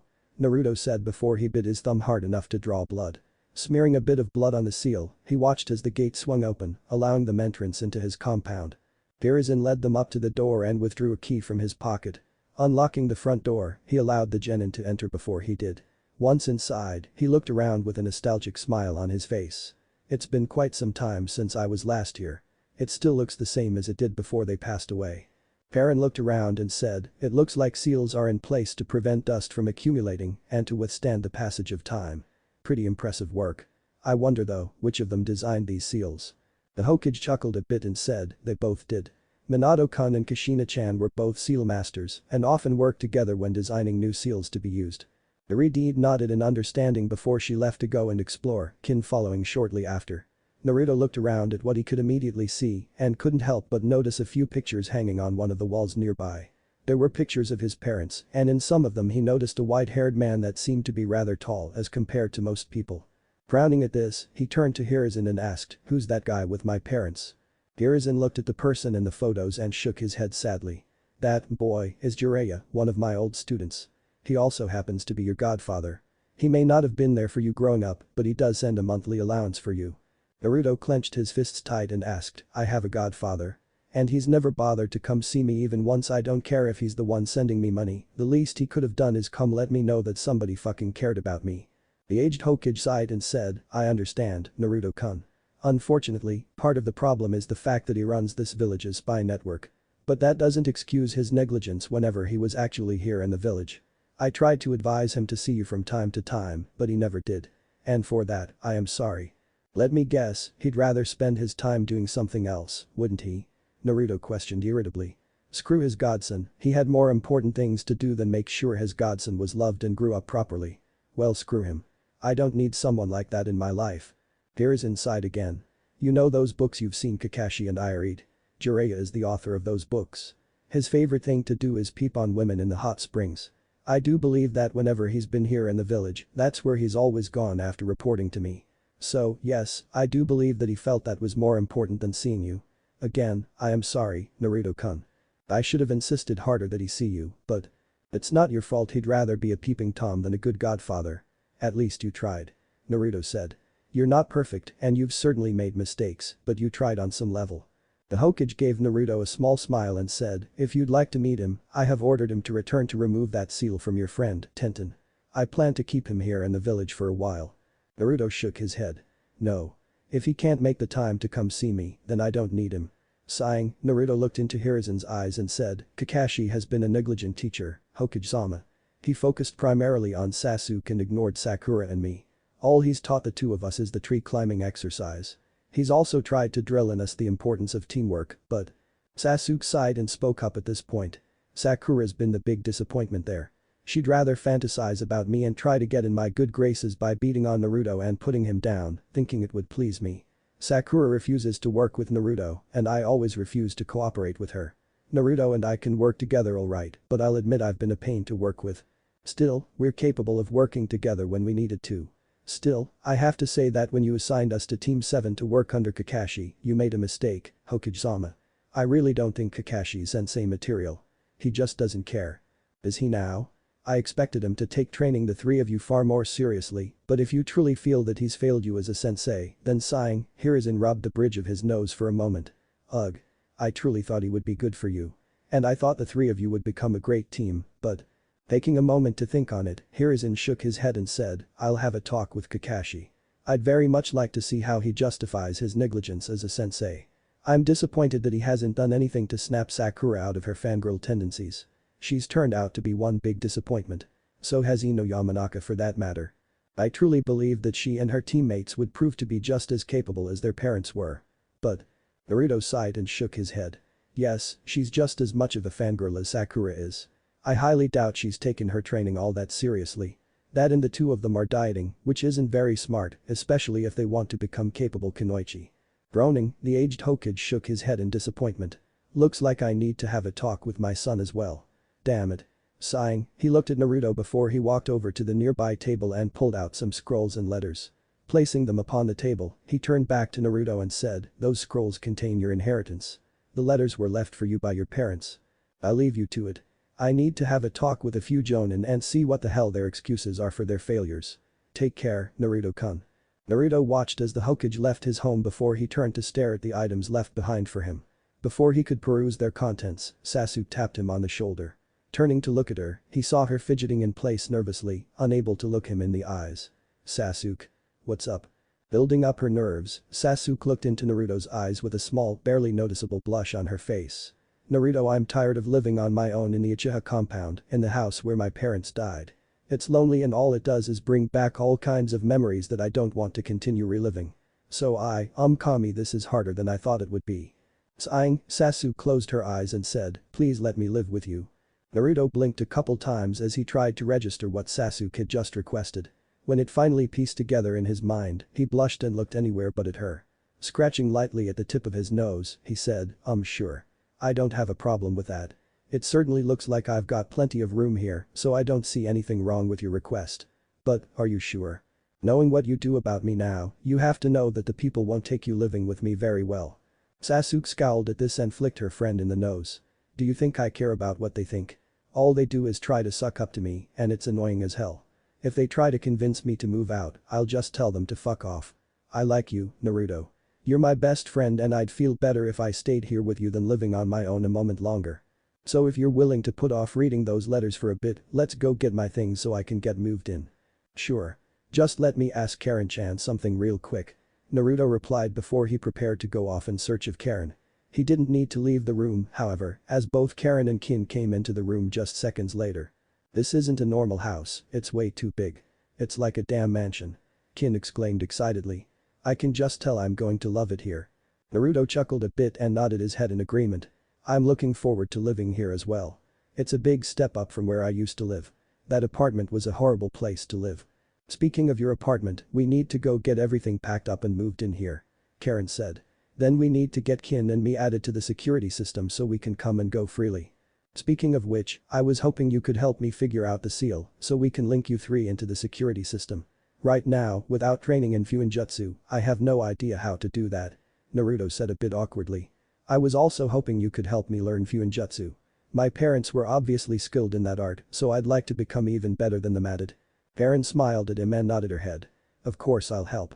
As for altering the security seals to allow all of us here entry and exit to your lovely estate, that should be easy enough to do. Just leave it to me, Naru-kun." "Thank you. Now, let's go get everything packed so we can officially get moved in here." Everyone nodded in agreement before they left the house, locking it with the key that Hiruzen had left behind with the letters and scrolls. Together, they set off for Naruto's apartment first, as he wouldn't have all that much to move as compared to Sasuke. As they walked through the village in the direction of Naruto's apartment, they couldn't help but notice the looks the villagers were sending their way. They also began to hear what they were saying, and it caused all of them to scowl. Naruto sighed and shook his head in disappointment. "And now they believe I've enslaved you girls and turned you into my pleasure slaves or whatever. How stupid can these people get?" "Very, apparently," Sasuke said, shooting a nasty glare at some of the villagers to make them shut up. "It looks like they don't know I've turned into a girl yet. I wonder how they'd react to that news." Karen giggled a bit and said, "You could just shout it out from the rooftops that you're a girl now, if you want to. Who knows? It might just work." Sasuke sighed and shook her head. "I'd really rather not. Who knows how these idiots will react if I were to suddenly shout something like that at random." Gin giggled and nodded her head in agreement. "Knowing how stupid people can be, they'd probably be in denial and claim you were slandering Sasuke's good name, unless it's thrust right in their faces by the people in charge, they'll never believe you've turned into a girl." The young Uchiha sighed and shook her head. "I'll never understand how people can be that damn stupid. They just are. Let's hurry up and go get our things packed so we can move into my new home together. I don't want to deal with any of their bullshit today," Naruto said as he quickened his pace, leaving the others to hurry after him. "They really bother you sometimes, don't they, Naruto-kun?" Kin questioned, sounding fairly upset. Naruto shut his eyes for a moment before saying, "Sometimes yes they do. I can usually just brush their crap off, but there are times where it just gets to me. Know what I mean? I've never personally experienced something like that, but I'd like to say I understand. I am sorry you've had to deal with all of this before," Karen said as she hugged onto one of his arms, holding it snugly between her budding breasts.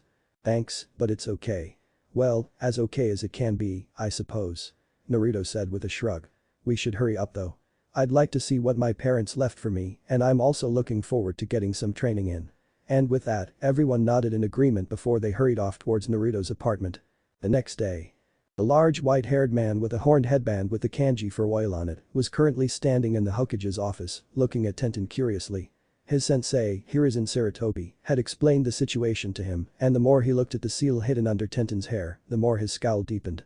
"Tenten, I'm going to need you to sit perfectly still. In order to remove this seal on your head, I need to inscribe seals on your face and chest.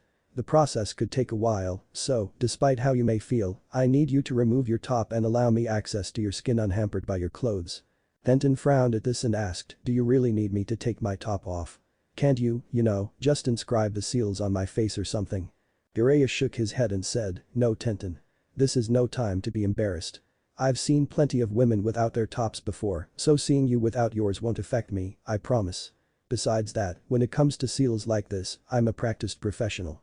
I'd never delve into some perverse habit if something like this is involved. Nodding slowly, Tenten slowly removed her top and then her bra, a deep blush forming on her face. She couldn't look at either of the two men in the office and instead shut her eyes tight. Just get it over with. Jiraiya sighed and slowly nodded his head as he went about drawing the seals on her skin. Seeing as he highly doubted she'd be willing to have her hair shaved off, practically leaving her bald, he needed to inscribe seals on her face, over her eyes, her nose, past her lips, and down to the center of her chest right between her breasts. By the time he was finished, he put one hand to the seal between her breasts and then his other on a seal he had placed on her forehead. Here goes nothing. You're likely going to feel some pain, but I need you to push through it. Ready?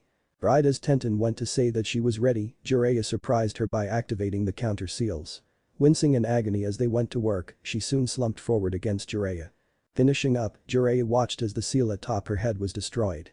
Once it was gone, Jiraiya picked up Tenten's bra and shirt and asked for one of the female Anbu hiding in various locations throughout the office to dress Tenten again. After she was, Jiraiya let out a sigh and shook his head in disbelief. To think her parents would go so far to ensure Naruto didn't have any friends, even in her. I wonder how she'll react to this. We're about to find out. It looks like she's coming to. Hiruzen said as he watched Tenten slowly sit up and rub at her eyes. How do you feel, Tenten? Tenten groaned a bit and said, I feel different. I can't really describe it. But I remember the face of that boy from the orphanage now. I even remember his name. What I don't understand is why my parents put such a seal on me. They told me it was for my own good, but it hurt when they put it on. Why would they want me to forget Naruto-kun? Jiraiya frowned and said, for a reason we can't say. If Naruto wants to tell you himself, that's his choice. However, out of respect for him, we can't tell you or anyone else about his secret. The brunette frowned at this, but nodded her head in understanding. Alright. I'll just have to ask him about it then. Hiruzen sighed and shook his head. I'd rather you just let the matter drop. It's his secret to keep and very few people your age know the secret. Tenten shook her head and said, I think I have the right to know why my parents would go so far to ensure I forgot about my best friend. But that does raise the question of what you're going to do about my parents. After all, isn't doing something like this illegal? Jiraiya nodded. Yes, it is. They forced a seal on you without your consent and harmed you in the long run. Sensei, what are you going to do? The third said, I'm going to have them arrested, and after that. Well, I'm not too sure. I don't think this warrants their death, but at the same time, one can't help but wonder what type of punishment is truly appropriate for something like this. Jiraiya scowled at this and said, they took away one of Naruto's friends through force.